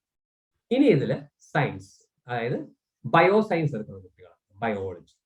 അപ്പൊ ഇവർ ഫോക്കസ് ചെയ്യുക മെയിൻലി ഡോക്ടർ ആവാൻ തന്നെയാണ്. പ്രൊഫഷണൽ ഡോക്ടർ ആകുന്നത് നല്ലതാണ്. എനിക്ക് നിങ്ങളോടൊരു വാണിംഗ് ഉണ്ട്. എൻ്റെ ഒക്കെ കുട്ടിക്കാലത്താണെങ്കിൽ MBBS എടുത്താൽ മതിയായിരുന്നു. ഇന്ന് MBBS പോരാട്ട. നിങ്ങൾ ആലോചിച്ചോളൂ, നിങ്ങളുടെ അച്ഛൻ ഒരു അസുഖം വന്ന എങ്ങടാ കൊണ്ടുപോകണേ? ഒരു പീഡിയാട്രിസ്റ്റിന്റെ അടുത്തേക്കാണ് കൊണ്ടുപോകണേ. വീടിന്റെ അടുത്തുള്ള GPയുടെ അടുത്തേക്കല്ല, MBBSകാരന്റെ അടുത്തേക്കല്ല. കയ്യും ഒന്നും തട്ടി ഒരു പൊട്ടി നമ്മൾ എങ്ങോട്ട് പോകും? നേരെ നമ്മൾ ഓർത്തോപെഡിക്സിന്റെ അടുത്തേക്കാണ് പോകുന്നത്. ചെവി വേദന നമ്മൾ നേരെ ENTയുടെ അടുത്തേക്കാണ് പോകുന്നത്. പണ്ട് കാലത്ത് അതല്ല. ഇത് ആര് വന്നാലും നമ്മുടെ ലോക്കൽ GP ഉണ്ട്, ജനറൽ പ്രാക്ടീസ്, അയാളെടുത്ത്. ഇന്ന് അങ്ങനെയല്ല. അപ്പൊ അങ്ങനെയുള്ള കാലഘട്ടത്തിൽ ഇന്നാണെങ്കിൽ നിങ്ങളൊക്കെ MBBS ഒക്കെ കഴിഞ്ഞ് വരുമ്പോൾ എങ്ങനെയായിരിക്കും ആലോചിച്ച് നോക്കൂ. MBBSകാരന്റെ അടുത്ത് അധികം പേര് വരില്ല. ക്ലിയർ? ആ പണ്ട് കുറച്ച് പേര് എസ്റ്റാബ്ലിഷ് ചെയ്തിട്ടുണ്ടെങ്കിൽ അവരുടെ അടുത്ത് ട്രഡീഷണൽ ആയിട്ട് വന്ന് പോകുന്നത് മാറ്റി നിർത്തിയാൽ പുതിയത് വരില്ല. MBBS എടുത്ത് ആകെ ജോലി കിട്ടുക, കാഷ്വാലിറ്റിയിൽ ഇരിക്കാം, RMOs ഒക്കെ ആയിട്ട് വലിയ ശമ്പളമൊന്നും ഉണ്ടാകും. ക്ലിയർ? അവിടുന്ന് കരിയർ പ്രോഗ്രസ് ഉണ്ടാകും.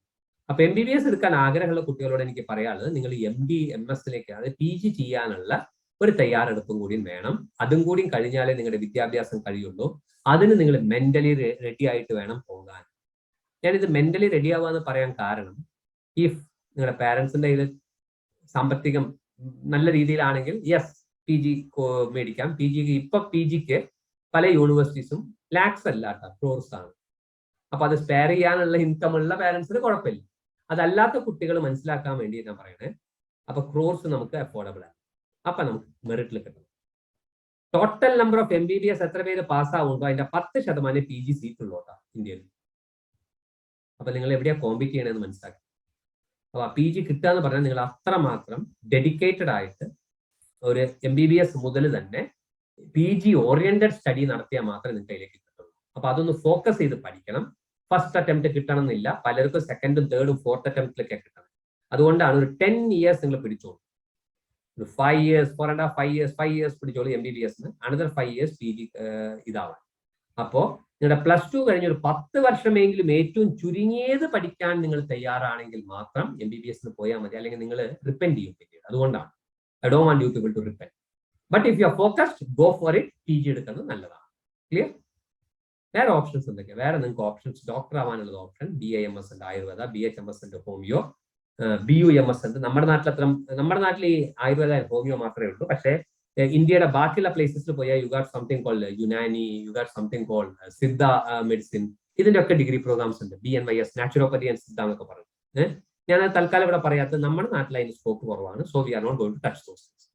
ഹോമിയോ ആൻഡ് ആയുർവേദ തെറ്റൊന്നുമില്ല. ബട്ട് അതിന്റെ ഒരു പ്രോബ്ലം എന്താ വെച്ചെങ്കിൽ, ഒന്ന് നിങ്ങൾ ഗവൺമെന്റ് സർവീസിൽ കിട്ടിയാൽ മാത്രമേ നല്ലൊരു സാലറി ഉണ്ടാവുള്ളൂ, അല്ലെങ്കിൽ നിങ്ങൾക്ക് എസ്റ്റാബ്ലിഷ് ചെയ്യാൻ ഒരുപാട് സമയമെടുക്കും ആ ഒരു 2 ഡിപ്പാർട്ട്മെന്റ്. യെസ്, ആയുർവേദത്തിന് ഇന്ത്യയുടെ പുറത്തേക്ക് പോവുകയാണെങ്കിൽ നിങ്ങൾക്ക് സ്കോപ്പ് ഉണ്ട്. That is clear. അപ്പൊ നമ്മൾ ആ ടോപ്പിക് ഒന്ന് സ്പീഡായിട്ട് പോവാണ്. ഞാൻ അഗെയിൻ പറയുന്നു, ലാക്ക് ഓഫ് ടൈം ആണ് നമ്മളെ ഓടിപ്പിക്കുന്നത്.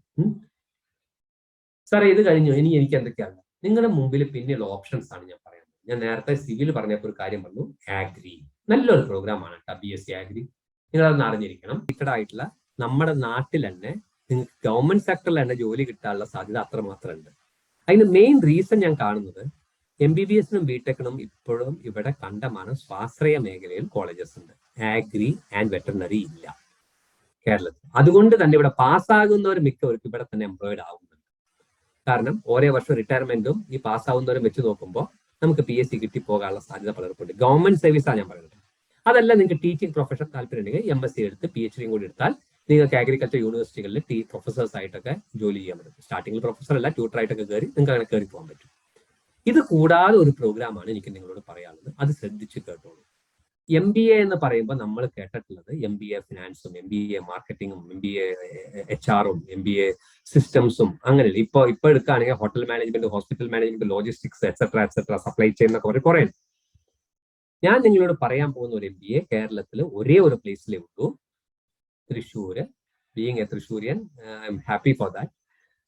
മണ്ണുത്തിയിലുള്ള കേരള അഗ്രികൾച്ചർ യൂണിവേഴ്സിറ്റിയുടെ ഉള്ളിൽ ഒരു MBA കോളേജ് ഉണ്ട്. കേരളത്തിലെ ഏക MBA കോളേജാണ്, wherein the specialisation is agri business management. Agri business management specialisation ഉള്ള കേരളത്തിലെ ഏക കോളേജ് കാർഷിക സർവകലാശാലയുടെ ഉള്ളിൽ MBA കോളേജിലാണ്. അതിന്റെ പ്രത്യേകത, ഒന്നാമത്തെ കാര്യം, ഗവൺമെന്റ് കോളേജ് ആയതുകൊണ്ട് തന്നെ മെറിറ്റിലാണ് എടുക്കുന്നത്. അപ്പൊ അത് വലിയ ഇഷ്യൂസ് ഇല്ല, ഫീസ് വളരെ കുറവാണ്. BSc ആഗ്രിയും BSc ബോട്ടണി എടുത്തവർക്കാണ് അവിടെ എൻട്രൻസ് എഴുതാൻ പറ്റും, അവരെ മാത്രം എടുക്കും. ആ കോളേജിൽ MBA-ക്കാരുടെ പ്രത്യേകത പറഞ്ഞുതരാം. അഗെയിൻ ഞാൻ പറയുന്നു, കഴിഞ്ഞ 2 വർഷത്തെ എനിക്ക് അറിയില്ല. കഴിഞ്ഞ 2 വർഷത്തെ എനിക്ക് ഒന്നും അറിയില്ല, കാരണം ഈ കോവിഡ് പീരീഡിൽ പ്ലേസ്മെന്റ്സിന്റെ കാര്യം എനിക്ക് ഡാറ്റ ഇല്ല. അതിന് മുന്നത്തെ എടുക്കുകയാണെങ്കിൽ ഈ MBA കോളേജിൽ അറൌണ്ട് 50 to 60% കുട്ടികളെ ഇന്ത്യയിലെ സ്മോൾ ഫിനാൻസ് ബാങ്ക്സും ഷെഡ്യൂൾഡ് ബാങ്ക്സും കൊണ്ടുപോകുന്നുണ്ട്. കേരളത്തിലെ സ്പെസിഫിക് ആയിട്ട് പറഞ്ഞാൽ federal bank, south Indian bank, Catholic Syrian bank, ESAF bank, ഈ 4 ബാങ്കുകാരും ഇവിടെ വന്ന് ക്യാമ്പസ് ഇന്റർവ്യൂ നടത്തി കുട്ടികളെ കൊണ്ടുപോകുന്നുണ്ട്. അവരാകെ നോക്കുന്നത് കുട്ടികളുടെ ആ സബ്ജക്ട് നോളജ് ഒന്ന് ചെക്ക് ചെയ്യും, ആപ്റ്റിറ്റ്യൂഡ് ഒന്ന് ചെക്ക് ചെയ്യും, ലാംഗ്വേജ് കമ്മ്യൂണിക്കേഷൻ സ്കിൽ ഇംഗ്ലീഷിന്റെ നോക്കും. കാരണം ഇംഗ്ലീഷും ഹിന്ദിയും നോക്കാൻ കാരണം ഇവിടെ പ്രൊബേഷണറി ഓഫീസേഴ്സ് ആയിട്ടാണ് ഇവർ എടുക്കുന്നത്. എടുത്തു കഴിഞ്ഞാൽ ആദ്യത്തെ 7 വർഷം ഔട്ട്സൈഡ് കേരളയാണ് പോസ്റ്റ് ചെയ്യുന്നത്. അപ്പൊ ഔട്ട്സൈഡ് കേരള പോസ്റ്റ് ചെയ്യുമ്പോൾ നമുക്ക് മലയാളം സംസാരിച്ചിട്ട് കാര്യം ഉണ്ടാവില്ല, കാരണം നമ്മൾ ഇന്ററാക്ട് ചെയ്യുക അവിടുത്തെ ലോക്കൽ ആൾക്കാരോടാണ്. അപ്പൊ അതിന് ഇംഗ്ലീഷ് ആൻഡ് ഒരു ലോക്കൽ ലാംഗ്വേജ് അറിഞ്ഞിരിക്കുന്നത് നല്ലതാണ്. ലോക്കൽ ലാംഗ്വേജ് പഠിക്കാൻ സമയം എടുത്താലും ഇംഗ്ലീഷ് അറിഞ്ഞിരുന്നാൽ കമ്മ്യൂണിക്കേഷൻ നടക്കും. അതുകൊണ്ടാണ് അവര് അവിടെ കൊണ്ടുപോകുന്നത്. ക്ലിയർ? അപ്പൊ ആ ഒരു കാര്യം നല്ലതാണ്. പ്രൊബേഷണറി ഓഫീസർ എന്ന് പറഞ്ഞാൽ ക്ലർക്ക് അല്ല. അപ്പൊ നിങ്ങൾ അതിന്റെ ഒരു സ്കോപ്പ് ഒന്ന് മനസ്സിലാക്കിക്കോളൂ. ഇനി ആഗ്രി റിലേറ്റഡ് ആയിട്ടുള്ള മേഖലകളിൽ തന്നെ നിങ്ങൾക്ക് ട്രെമൻഡസ് സ്കോപ്പ് ഉണ്ട്. ഇനി ഇത് രണ്ടും അല്ലെങ്കിൽ ആ കോളേജിൽ പിന്നെ കൊണ്ടുപോകുന്നത് ഗോദ്രേജ് പോലെ വലിയ വലിയ MNCs ആണ്. അതായത് ആഗ്രി ബിസിനസ് ആയിട്ട് ബന്ധമുള്ള വലിയ വലിയ കമ്പനിക്കാര് അവിടെ വന്ന് കുട്ടികളെ അബ്സോർബ് ചെയ്ത് കൊണ്ടുപോകുന്നുണ്ട്. സോ അതും നല്ലൊരു ഓപ്ഷനാണ് നിങ്ങൾക്ക്. ക്ലിയർ? അപ്പൊ ആ ഒരു ഓപ്ഷൻ ഞാൻ നിങ്ങൾക്ക് പറഞ്ഞു തന്നു, ഒരു കോളേജിൽ. എന്നോട് ഒരിക്കലും പ്രൈവറ്റ് കോളേജസ് ചോദിക്കരുത്, ഞാൻ പറയില്ല. അത് ഞാൻ ടോക്ക് ചെയ്യുമ്പോഴും പറയില്ല. നിങ്ങൾ എന്നോട് പ്രൈവറ്റ് ആയിട്ട് ഇപ്പൊ ഇവിടെ വിളിച്ചു ചോദിച്ചാലും ആ ഡൗട്ട്സ് ആരും ചോദിക്കരുത്. കാരണം ഇവിടെ നമ്മളൊരു കാര്യം ചെയ്യുമ്പോൾ as far as I am concerned, ഞാൻ ഒരു പ്രൈവറ്റ് കോളേജിനെയും പ്രൊമോട്ട് ചെയ്യില്ല. നല്ലതായിരിക്കാം പലതും, ഞാൻ ആരും കുറ്റം പറയാം. ബട്ട് സെൻട്രൽ യൂണിവേഴ്സിറ്റീസും ഗവൺമെന്റ് കോളേജസും ഞാൻ പറയും. രണ്ടാമത്തെ ഇഷ്യൂ, നമ്മൾ ഇതൊരു ഓൺലൈൻ പ്ലാറ്റ്ഫോമാണ്. നാളെ ഞാൻ ഒരു പ്രൈവറ്റ് കോളേജിനെ നല്ലതാണെന്ന് പറഞ്ഞാൽ ബാക്കിയുള്ളത് മോശമാണെന്ന് അർത്ഥം. സോ ഞാൻ അത് പറയും. സോ അതാരും ചോദിക്കരുത് ദയവ് ചെയ്ത്. ഐ വോണ്ട് ഞാൻ ഇത് അഡ്വാൻസ് ആയിട്ട് പറയാം. ഇപ്പൊ പെട്ടെന്ന് സ്ട്രൈക്ക് ചെയ്തു അത് പറയണം. ഓക്കെ, സോ ആഗ്രി അങ്ങനെ ഒരു ഓപ്ഷനാണ്. ഇനി നിങ്ങൾക്ക് ഞാൻ അടുത്ത ഓപ്ഷൻ പറയുന്നത് നല്ലൊരു പ്രോഗ്രാമാണ് വെറ്റിനറി സയൻസ്. നിങ്ങൾക്ക് മൃഗങ്ങളോട് താല്പര്യമുണ്ടെങ്കിൽ, ഇഷ്ടമാണെങ്കിൽ, നിങ്ങൾക്ക് ഡോക്ടർ എന്നുള്ള ഒരു പോസ്റ്റ് വേണമെന്നുണ്ടെങ്കിൽ മൃഗ ഡോക്ടർ ആയിക്കോളൂ, കളിയാക്കൊന്നുമില്ല. ഇന്ന് നിങ്ങൾക്ക് അറിയാഞ്ഞിട്ടാണ്. Being a person who has got pets, എനിക്കൊരു 3-4 ഡോഗ്സ് ഉണ്ട്. അപ്പൊ ആ ഒരു അറിവ് വെച്ച് പറയാം, നമ്മൾ ചികിത്സിക്കാൻ ഒരു ഡോക്ടറെ അടുത്ത് പോകുമ്പോൾ നമ്മൾ അയാൾക്ക് ഒരു 250 രൂപയോ 200 രൂപയോ കൊടുത്താൽ മതിയെങ്കിൽ ഇതത് പോരാ. തുറന്നു പറയാം, 100-500 രൂപകൾ കൊടുക്കണം. പുള്ളി പറയുന്ന മെഡിസിൻസിനൊക്കെ അതുപോലെയാണ് വില.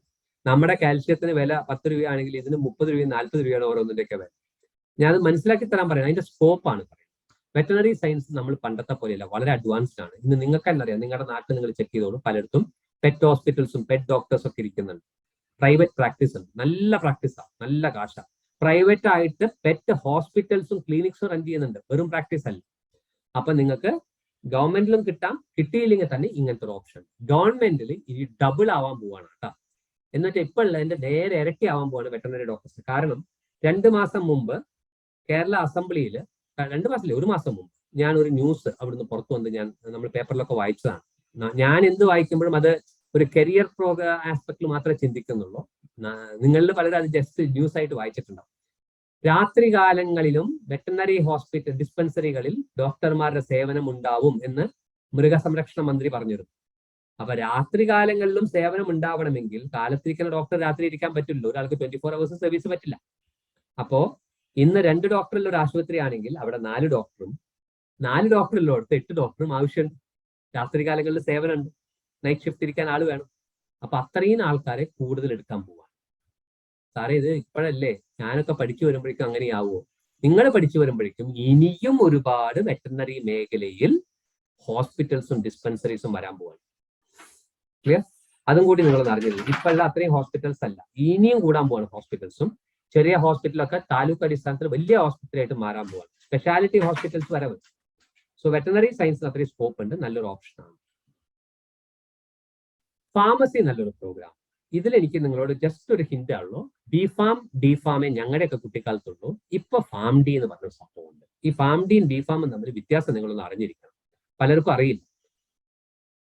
നിങ്ങൾ ഇന്ത്യയിലും ഗൾഫിലൊക്കെയാണ് ജോലി നോക്കുന്നതെങ്കിൽ, അല്ലെങ്കിൽ അവിടെ അന്വേഷിക്കാനാണ് ഉദ്ദേശമെങ്കിൽ, നിങ്ങൾ ബിഫാം എടുത്താൽ മതി, ഫാം ഡിക്ക് പോകണ്ട. കാരണം 2 വർഷം കൂടുതലും ലക്ഷങ്ങൾ കൂടുതലും നിങ്ങൾ കൊടുക്കും. മനസ്സിലാക്കിക്കോളൂ. അപ്പൊ അതെന്താ സാറേ ഇന്ത്യയിലും ഗൾഫിലും? നിങ്ങൾ US പോകാനും UK പോകാനൊക്കെ നിങ്ങൾക്ക് സ്കോപ്പ് ഉണ്ടെങ്കിൽ, അവിടെ നിങ്ങളെ കൊണ്ടുപോകാൻ ആൾക്കാരുണ്ടെങ്കിൽ, നിങ്ങൾ അവിടെ പോകാൻ പ്ലാൻ ഉണ്ടെങ്കിൽ നിങ്ങൾ ഫാം ഡി എടുക്കും. കാരണം അവിടെ ഫാർമസിസ്റ്റ് ആയിട്ട് പ്രാക്ടീസ് ചെയ്യണമെങ്കിൽ ഫാം ഡി ക്വാളിഫൈഡ് ആവണം, ബിഫാം പോരാ. നമ്മുടെ നാട്ടില് ബിഫാം മതി. ഫാർമസിസ്റ്റ് എന്താ ചെയ്യുക? ഡോക്ടർമാർ എഴുതി കൊടുക്കുന്ന മെഡിസിൻ എടുത്തു കൊടുക്കാൻ അവിടെ സെയിൽസ്മാൻ ഉണ്ട്, അല്ലെങ്കിൽ മൊത്തത്തിൽ ആ മെഡിക്കൽ ഷോപ്പിന്റെ മൊത്തം ആ കാര്യങ്ങൾ നോക്കുന്ന ഒരു വ്യക്തിയാണ് ഫാർമസിസ്റ്റ്, കെമിസ്റ്റ് എന്നൊക്കെ പറയുന്ന വ്യക്തി. ഇയാളെക്കാണ് മെഡിസിൻസിനെ കുറിച്ച് ഒരു ധാരണയുണ്ട്, ഓരോ മെഡിസിൻ എന്തിനാണ്, അതെങ്ങനെയാക്കി, ഇതൊക്കെ ഇങ്ങനത്തെ ധാരണ. നമ്മുടെ നാട്ടിൽ ഫാർമസിസ്റ്റിന്റെ പണി ഡിസ്പെൻസിങ് ആണ്, പ്രിസ്ക്രൈബിങ് അല്ല. ആ വ്യത്യാസം നമ്മളൊന്ന് അറിഞ്ഞിരിക്കണം. ഇവിടെ ഡോക്ടേഴ്സ് ആണ് പ്രിസ്ക്രൈബ് ചെയ്യുക. അതേസമയം US വേറെ ചില യൂറോപ്യൻ രാജ്യങ്ങളിലൊക്കെ ഡോക്ടർ രോഗം ഇന്നതാണേ പറയും. ഒരു ഉദാഹരണം പറഞ്ഞ, ഒരു അസുഖം വന്നു, ഡോക്ടർ ബ്ലഡ് ടെസ്റ്റ് ചെയ്തു, ടെസ്റ്റ് ഒക്കെ നോക്കിയപ്പോൾ ഡോക്ടർക്ക് കാര്യം മനസ്സിലായി. അപ്പൊ ഗ്രാം പോസിറ്റീവ് ബാക്ടീരിയ ആണ്, ഗ്രാം നെഗറ്റീവ് ബാക്ടീരിയ ആണ്, എന്താ വെച്ചാൽ അയാൾ നോട്ട് ചെയ്യും. ഫാർമസിസ്റ്റ് ആണ് ഇതിന് ഏത് തരം മെഡിസിൻ, ഏത് തരം ആന്റിബയോട്ടിക് കൊടുക്കണം ഡിസൈഡ് ചെയ്യുന്നത്. അതുകൊണ്ടാണ് അവിടെ ഫാം ഡിക്കാർ തന്നെ വേണ്ടത്. ഫാം ഡി എടുത്താൽ നിങ്ങളുടെ പേരിന്റെ മുമ്പിൽ DR വെക്കാൻ പറ്റും, ഡോക്ടർ എന്ന് വെക്കാൻ പറ്റില്ല. പലരും അതിനുവേണ്ടി മാത്രമാണ് ഫാം ഡി എടുക്കുന്നത്. അതിനോട് എനിക്ക് യോജിപ്പില്ല. നിങ്ങൾ 2 years ലക്ഷങ്ങളും വേസ്റ്റ് ചെയ്യുമ്പോൾ അതിൻ്റെതായ ഗുണം നിങ്ങൾക്ക് കിട്ടുന്നില്ലെങ്കിൽ പിന്നെ എന്തിനാണ് അത് ചെയ്യുന്നത്? അപ്പൊ നിങ്ങൾ യൂറോപ്പിലേക്കും US പോകാനുണ്ട്, മൈഗ്രേറ്റ് ചെയ്യാൻ ഉദ്ദേശം ഉണ്ടെങ്കിൽ ഫാം ഡിക്ക് പൊക്കോളൂ, ഫാർമസി പഠിച്ചിട്ട്. അങ്ങനെ ഉദ്ദേശമില്ല, ഇവിടെ നാട്ടിൽ തന്നെ ഉദ്ദേശമെങ്കിൽ ഐ വുഡ് സജസ്റ്റ് ബിഫാം എടുത്താൽ മതി. വേണമെങ്കിൽ 2 വർഷം നിങ്ങൾ MBA പൊക്കോളൂ, നിങ്ങൾക്ക് ചിലപ്പോൾ ഗുണം ചെയ്യും. അല്ലെങ്കിൽ M.Pharm പൊക്കോളൂ, എന്നാലും ഗുണം ചെയ്യും. ഇത്ര എക്സ്പെൻസും വരില്ല. Clear? So that is regarding pharmacy. വേറെ എന്തൊക്കെ പ്രോഗ്രാംസ് ഉണ്ട്? വേറെ കുറേ പ്രോഗ്രാംസ് ഉണ്ട്. അതിൽ ഒരെണ്ണം ഇമ്പോർട്ടന്റ് ആയിട്ടുള്ള 2 പറയാം. ഒന്ന് ഫിസിയോതെറാപ്പി. ഈ ഫിസിയോതെറാപ്പി നമ്മുടെ നാട്ടിൻ ഭാഷയിൽ ഉഴിച്ചലിനൊക്കെ പറയും. ഉഴിച്ചലല്ല കേട്ടോ physiotherapy. Physiotherapy is more of exercises, ഉഴിച്ചലല്ലാതെ. കുറച്ച് അവര് ഇതൊക്കെ പറയുന്നല്ലാതെ മോർ ഓഫ് എക്സസൈസസ് ആണ്. അതായത് ഒരു ഭാഗം നമ്മുടെ തളർന്ന ആൾ പോസ്റ്റ് ഓപ്പറേറ്റീവ് ആയിട്ട് വരുമ്പോൾ ഇതൊക്കെയാണ് ഫിസിയോതെറാപ്പിസ്റ്റ് ഹെൽപ്പ് ചെയ്യുന്നത്. നല്ലൊരു ഓപ്ഷനാണ്, നല്ലൊരു പാരാമെഡിക്കൽ കോഴ്സാണ് ഫിസിയോതെറാപ്പി. അതുപോലെ തന്നെ ഒരു നല്ല പ്രോഗ്രാമാണ് നഴ്സിംഗ്. നമ്മുടെ നാട്ടിൽ നിന്ന് ഒരുപാട് പേര് വിദേശ രാജ്യങ്ങളിലേക്ക് നഴ്സിംഗ് കഴിഞ്ഞ് പോകുന്നുണ്ട്. അങ്ങനെ പോകാൻ താല്പര്യമുള്ള കുട്ടികളോട് എനിക്ക് പറയാനുള്ളത് ജനറൽ നഴ്സിംഗ് എന്നല്ല ഞാൻ പറയാം, BSc നഴ്സിംഗ് ഓപ്റ്റ് ചെയ്യുക. യെസ്, അങ്ങനെ വരുമ്പോൾ നിങ്ങൾ ഇംഗ്ലീഷ് കമ്മ്യൂണിക്കേഷനും വേറെ ഭാഷകളും ഫോറിൻ ലാംഗ്വേജസും പഠിച്ചിരിക്കുന്നത് വളരെ അധികം അത്യാവശ്യമാണ്. കാരണം പുറത്തേക്ക് മൈഗ്രേറ്റ് ചെയ്യാൻ ഉദ്ദേശം ഉണ്ടെങ്കിൽ നിങ്ങൾ ഇംഗ്ലീഷ് ഭാഷ ഏറ്റവും ചുരുങ്ങി തരാം. സ്പാനിഷും ഫ്രഞ്ചും ഒക്കെ പിന്നെ minimum you need to learn English. അപ്പൊ അതൊന്ന് മനസ്സിൽ വെച്ചോളൂ. കാരണം ഈവൻ IELTS ഒക്കെ പാസ്സാവേണ്ട കേസിലേക്കൊക്കെ വരും ചില രാജ്യങ്ങളിലേക്ക് പോകും. അപ്പൊ നിങ്ങൾ ഈ ഒരു ഫോറിൻ ഒരു ഓപ്ഷൻ നോക്കുന്നുണ്ടെങ്കിൽ നഴ്സിംഗ് നിങ്ങൾക്ക് നല്ലൊരു ഓപ്ഷനാണ്. എന്നോട് പേഴ്സണലി ചോദിക്കുകയാണെങ്കിൽ ഒരു എഞ്ചിനീയറോ ഡോക്ടറോ ഇന്ത്യയിൽ നിന്ന് പുറത്തേക്ക് പറക്കണേക്കാട്ടിലും എളുപ്പത്തിൽ പറക്കാം നഴ്സിംഗ് കഴിഞ്ഞ് 2 വർഷം ഇവിടെ നല്ലൊരു ഹോസ്പിറ്റലിൽ വർക്ക് ചെയ്ത ഒരു നഴ്സ്. അതിനെക്കാട്ടിലും എളുപ്പമാണ് പുറത്തേക്ക്. കാരണം അത്ര ഓപ്പർച്യൂണിറ്റീസ് ആണ് നഴ്സസ്, BSc നഴ്സിംഗ് കഴിഞ്ഞ nurses. So that is nursing for you. Clear? പിന്നെ പാരാമെഡിക്കൽ എന്തൊക്കെ പ്രോഗ്രാം ഉണ്ട്? വേറെ കുറേ പ്രോഗ്രാംസ് ഉണ്ട്. Speech therapy, audiology, lab technician, physician assistant, operation theatre technology, anaesthetic technology എന്നൊക്കെ പറഞ്ഞ് ഒരുപാട് പ്രോഗ്രാംസ്. ഇത് ഡിഗ്രി പ്രോഗ്രാംസ് ഉണ്ട്, ഡിപ്ലോമ പ്രോഗ്രാംസ് ഉണ്ട്. അതിലേതിനാണ് പോകേണ്ടതെന്ന് നിങ്ങൾ ആലോചിച്ചോളൂ. അത് നിങ്ങളുടെ ഇഷ്ടമാണ്. ഞാൻ നിങ്ങളോട് പേഴ്സണലി പറയാ, ഒരു ഡിഗ്രി പ്രോഗ്രാം ആയിരിക്കും നല്ലത്. കാരണം ഡിഗ്രി പഠിച്ച ആൾക്കാരെയാണ് പലപ്പോഴും ഡിമാൻഡ് ഉള്ളത്, ഡിപ്ലോമക്കാരെ അല്ല. ക്ലിയർ? അപ്പൊ അതൊന്ന് മനസ്സിലാക്കി വെച്ചോളൂ. പിന്നെ ഇത് പഠിക്കുമ്പോൾ എഞ്ചിനീയറിംഗ് ആണെങ്കിലും ബാക്കി ഏതാണെങ്കിലും പ്രൊഫഷണൽ കോഴ്സ് ആണെങ്കിലും എങ്ങനെ ഒരു കോളേജ് തിരഞ്ഞെടുക്കുക എന്നുള്ളത് ഞാൻ ഇപ്പോൾ ഈ സന്ദർഭത്തിൽ പറയാം. ഞാൻ എഗെയിൻ പറയുന്നു, ഞാൻ ഒരു കോളേജിനെയും പ്രൊമോട്ട് ചെയ്യില്ല. പക്ഷെ എങ്ങനെ തിരഞ്ഞെടുക്കാൻ നിങ്ങൾക്ക് ഞാൻ സൂചന തരാം. നിങ്ങൾ ആ കോളേജിൽ പ്ലേസ്മെന്റ് ആക്ടിവിറ്റീസ് എങ്ങനെയാണെന്ന് ചെക്ക് ചെയ്യുക.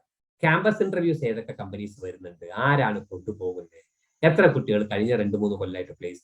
ഇത്രയും അറിഞ്ഞ ആ കോളേജിന്റെ ഗുണം നിങ്ങൾക്ക് സ്വയം വിലയിരുത്താം. ഞാൻ നേരത്തെ ആപ്റ്റിറ്റ്യൂഡ് എങ്ങനെയാണോ നിങ്ങളോട് സെൽഫ് അനാലിസിസ് പറഞ്ഞേ, ഇപ്പൊ ഞാൻ നിങ്ങളോട് പറയുന്നു കോളേജസ് നിങ്ങൾക്ക് ഇങ്ങനെ വിലയിരുത്താം. നല്ല രീതിയിൽ പ്ലേസ്മെന്റ് നടക്കുന്ന ഒരു കോളേജ് ആണെങ്കിൽ അത് നല്ല കോളേജാണ്, കമ്പനിക്കാർക്ക് അറിയാം. അതുകൊണ്ടാണ് കമ്പനിക്കാർ അവിടെ പറഞ്ഞത്. ഒരു കോളേജിൽ കമ്പനിക്കാർ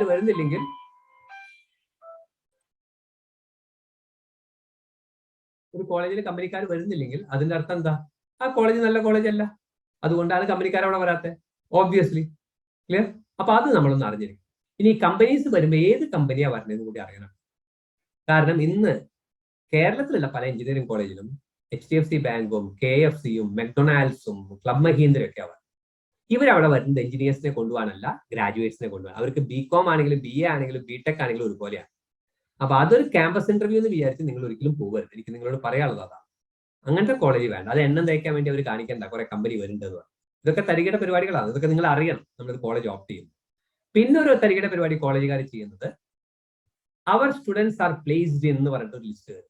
അതായത് അവരുടെ കുട്ടികൾ ഇവിടെയൊക്കെ വർക്ക് ചെയ്യുന്നുണ്ട്, അവരുടെ കുട്ടികൾ വർക്ക് ചെയ്യുന്നുണ്ടെന്നാണ് പറയുന്നത്. അവരുടെ കോളേജിൽ വന്ന കമ്പനിക്കാർ കൊണ്ടുപോയി എന്നല്ല. അപ്പൊ മിടുക്കരായ കുട്ടികൾ വേറെ എവിടേക്കോ കയറിപ്പറ്റി അവരുടെ മിടുക്കൊണ്ട് പല സ്ഥലങ്ങളിൽ കയറിപ്പറ്റിയിട്ടുള്ളതാണ് അവർ ഈ ഹൈലൈറ്റ് ചെയ്യുന്നത്. ഞാനിപ്പോ ഹിന്റ് തന്നത് ഞാൻ ഒരു കോളേജിനെയും പോയിന്റ് ഔട്ട് ചെയ്യുന്നില്ല. നിങ്ങൾക്ക് ഈ തെറ്റുകൾ പറ്റാതിരിക്കാൻ വേണ്ടി ഈ ക്ലാസ് അറ്റൻഡ് ചെയ്യുന്ന ഒരാൾക്കും ഒരു പ്രൊഫഷണൽ കോളേജ് സെലക്ട് ചെയ്യുമ്പോൾ ഇങ്ങനത്തെ അബദ്ധങ്ങൾ പറ്റരുത്. പലർക്കും പറ്റുന്നുണ്ട്, എനിക്കറിയാം. അത് അവോയ്ഡ് ചെയ്യാൻ വേണ്ടിയിട്ടാണ് ഞാൻ ഈ ഒരു മാർഗം പറഞ്ഞത്. പ്രൊഫഷണൽ കോഴ്സസ് തിരഞ്ഞെടുക്കുമ്പോൾ ആ കോളേജിന്റെ പ്ലേസ്മെന്റ് കാര്യങ്ങളൊന്നും അറിഞ്ഞിരിക്കുക. ഇനി ഇതൊന്നല്ല സാറേ എനിക്ക് വേറെ ഏതാ ആർട്സ് ആൻഡ് സയൻസ് പറ്റുക, നിങ്ങൾക്ക് പറ്റാവുന്നതാണ്. ബോട്ടണി, ഫിസിക്സ്, കെമിസ്ട്രി ഒക്കെ ഏതെടുത്തും പോകാൻ പറ്റും. ക്ലിയർ? അപ്പൊ ഇതാണ് ജനറലി നിങ്ങളോട് എനിക്ക് പറഞ്ഞു തരാനുള്ള ഒരു പ്രോഗ്രാം. ഇനി നമുക്കൊരു 5 to 10 minutes കുറച്ച് കാര്യങ്ങൾ പറഞ്ഞു തീർക്കാം. ഒന്ന് ഞാൻ പറഞ്ഞു MBAയുടെ കാര്യം. MBA ഒക്കെ ഓപ്റ്റ് ചെയ്യുമ്പോൾ നിങ്ങൾ അറിഞ്ഞിരിക്കേണ്ടത് വെറുതെ പഠിച്ചാൽ മാത്രം പോരാ. BTech എടുത്തോനും MBAക്ക് പോവാം, BPharm എടുത്തോനും പോവാം, BA എടുത്തോനും പോവാം, BCom കാരനും പോവാം, BBA കാരനും. വെറുതെ പഠിച്ച ഒരു ഡിഗ്രി എടുക്കാനാണെങ്കിൽ MBAക്ക് നിങ്ങൾ പോകല്ലേ. MBA പേഴ്സൺ എന്ന് പറഞ്ഞാൽ അയാൾ ഒരു എക്സ്ട്രോവേർട്ട് ആയിരിക്കണം, ഡൈനാമിക് ആയിരിക്കണം, നല്ല കമ്മ്യൂണിക്കേറ്റർ ആയിരിക്കണം, അയാൾക്ക് അത്യാവശ്യം ലീഡർഷിപ്പ് സ്കില്ലും ഇന്റർപേഴ്സണൽ സ്കില്ലും ഒക്കെ വേണം. ഇത് അവിടെ ചെന്നാൽ കിട്ടില്ല. അവിടെ ചെന്നാൽ നിങ്ങൾക്ക് ലിമിറ്റഡ് ടൈമേ ഉള്ളൂ, 2 വർഷമേ ഉള്ളൂ. അപ്പൊ നിങ്ങൾ അതിന് മുമ്പേ പ്ലാൻ ചെയ്യും. ഇപ്പൊ നിങ്ങളൊക്കെ സ്കൂളിംഗ് ആണ്, നിങ്ങൾ ഇപ്പോഴേ MBAക്ക് പ്ലാൻ ഉണ്ടെങ്കിൽ ഒന്ന് നിങ്ങളുടെ കമ്മ്യൂണിക്കേഷൻ സ്കിൽ, എസ്പെഷ്യലി ഒരു ഇംഗ്ലീഷ് കമ്മ്യൂണിക്കേഷൻ സ്കിൽ ഒന്ന് ഇംപ്രൂവ് ചെയ്യണം, പോളിഷ് ചെയ്യണം. ഷുവർ ആണ്. അത് ഞാൻ ഇത്രയും ക്ലിയർ ആയിട്ട് പറയുന്നത് വേറെ ഏത് കോഴ്സിനെക്കാട്ടിലും കൂടുതൽ ഞാൻ പറയും. കാരണം എനിക്ക് ഇവിടെ ഒരു കൺസൾട്ടൻസി ഉണ്ട്, HR കൺസൾട്ടൻസി ഉണ്ട്. We are into placements also. അപ്പൊ ഞങ്ങൾ കുറെ MBA കോളേജുകളിൽ ഞങ്ങളുടെ ക്ലയൻസിനെ റെപ്രസെന്റ് ചെയ്ത് ക്യാമ്പസ് ഇന്റർവ്യൂസിന് പോകുന്നതാണ്. So what we R checking there, അവന്റെ സബ്ജക്ട് നോളജ് ഞങ്ങൾ നോക്കാറേ ഇല്ല. കാരണം അത് കമ്പനിക്കാർ നോക്കും. ഞങ്ങളവിടെ പോയിട്ട് വായ തുറന്ന് ഇംഗ്ലീഷിൽ എന്തെങ്കിലുമൊക്കെ പറയുമോ, 2 അവന്റെ ആപ്റ്റിറ്റ്യൂഡ് എങ്ങനെയുണ്ട്, അവന്റെ ആറ്റിറ്റ്യൂഡ് എങ്ങനെയുണ്ട്. ആപ്റ്റിറ്റ്യൂഡ് കൂടി ഞങ്ങൾ അധികം നോക്കില്ല, ആറ്റിറ്റ്യൂഡ്. ഈവൻ എവിടെയും ഒത്തുചേരുമോ, ഏത് ടീമിലും വർക്ക് ചെയ്യുമോ, എല്ലാവരുമായിട്ട് ഒത്തുപോവോ? അങ്ങനെയാണെങ്കിൽ അവന്റെ ഇംഗ്ലീഷ് കമ്മ്യൂണിക്കേഷൻ അത്യാവശ്യം നല്ലതാണെങ്കിൽ ബി വിൽ ടേക്ക്. ഇതിലെനിക്ക് വിഷമമുള്ള ഒരു കാര്യം ഞാൻ പറഞ്ഞുതരാം. ഇവിടെ ഈ കണ്ടസ്റ്റിൽ പറയേണ്ട ഒരു കാര്യമാണ്. പല കോളേജിലും പോയിട്ട് നമ്മൾ ഇന്റർവ്യൂ ചെയ്യുമ്പോൾ give me a brief profile about your self എന്ന് പറഞ്ഞാൽ പല കുട്ടികളും ചോദിക്കുന്നത്, ഇൻക്ലൂഡിങ് MBA കുട്ടികളാണ്, സാറേ ഞാൻ മലയാളത്തിൽ പറഞ്ഞാൽ മതി. ഞാനിത് ഒരുപാട് കൊല്ലങ്ങളായിട്ട് കേൾക്കുന്നതാണ്. നിങ്ങൾ മലയാളത്തിൽ പറയേണ്ട ഒരു കാര്യമാണെങ്കിൽ ഞാൻ നിങ്ങളോട് ഇംഗ്ലീഷിൽ ചോദിക്കില്ല. അപ്പൊ ഞാൻ നിങ്ങളോട് ഇംഗ്ലീഷിൽ ചോദിച്ചത് എന്തിനാ? നിങ്ങൾ ഇംഗ്ലീഷിൽ പറയാൻ വേണ്ടിയിട്ടാണ്. അപ്പൊ നിങ്ങൾ എന്തുകൊണ്ടാണ് ഈ മലയാളത്തിൽ പറയുന്നത്? നിങ്ങളുടെ ഇംഗ്ലീഷ് കമ്മ്യൂണിക്കേഷൻ അത്ര മോശമായതുകൊണ്ട്. അപ്പൊ എനിക്ക് നിങ്ങളോട് പറയാനുള്ളത്, നിങ്ങൾ അത്ര ഫ്ലാംബയോണ്ടും അത്ര ഫ്ലുവന്റ് ഒന്നും ആവണ്ട. അത്യാവശ്യം സംസാരിക്കാനുള്ള ഇംഗ്ലീഷ് എങ്കിലും ഗ്രാമാറ്റിക്കൽ എറേഴ്സ് ഇല്ലാതെ സംസാരിക്കാനുള്ള ഇംഗ്ലീഷ് എങ്കിലും നിങ്ങൾ ഒന്ന് ആ സ്കില്ലൊന്ന് നേടണം. എന്നാലേ ഇവിടുത്തെ ഇന്റർവ്യൂസും ഒരു GD നന്നാലൊക്കെ നിങ്ങൾ കയറിപ്പോളൂ, പ്രസന്റേഷൻസ് ചെയ്യുമ്പോഴൊക്കെ കയറിപ്പോളൂ, വൈവേയിൽ കയറിപ്പോളൂ. അപ്പൊ ഈ ഒരു കാര്യം നിങ്ങളൊന്ന് മനസ്സിൽ വെച്ചോളൂ. MBAക്ക് പോകാനുള്ള ഉദ്ദേശം ഉണ്ടെങ്കിൽ ഈ തരം എല്ലാ സ്കിൽസും നിങ്ങൾ കുറേശ്ശെ ഡെവലപ്പ് ചെയ്യണം.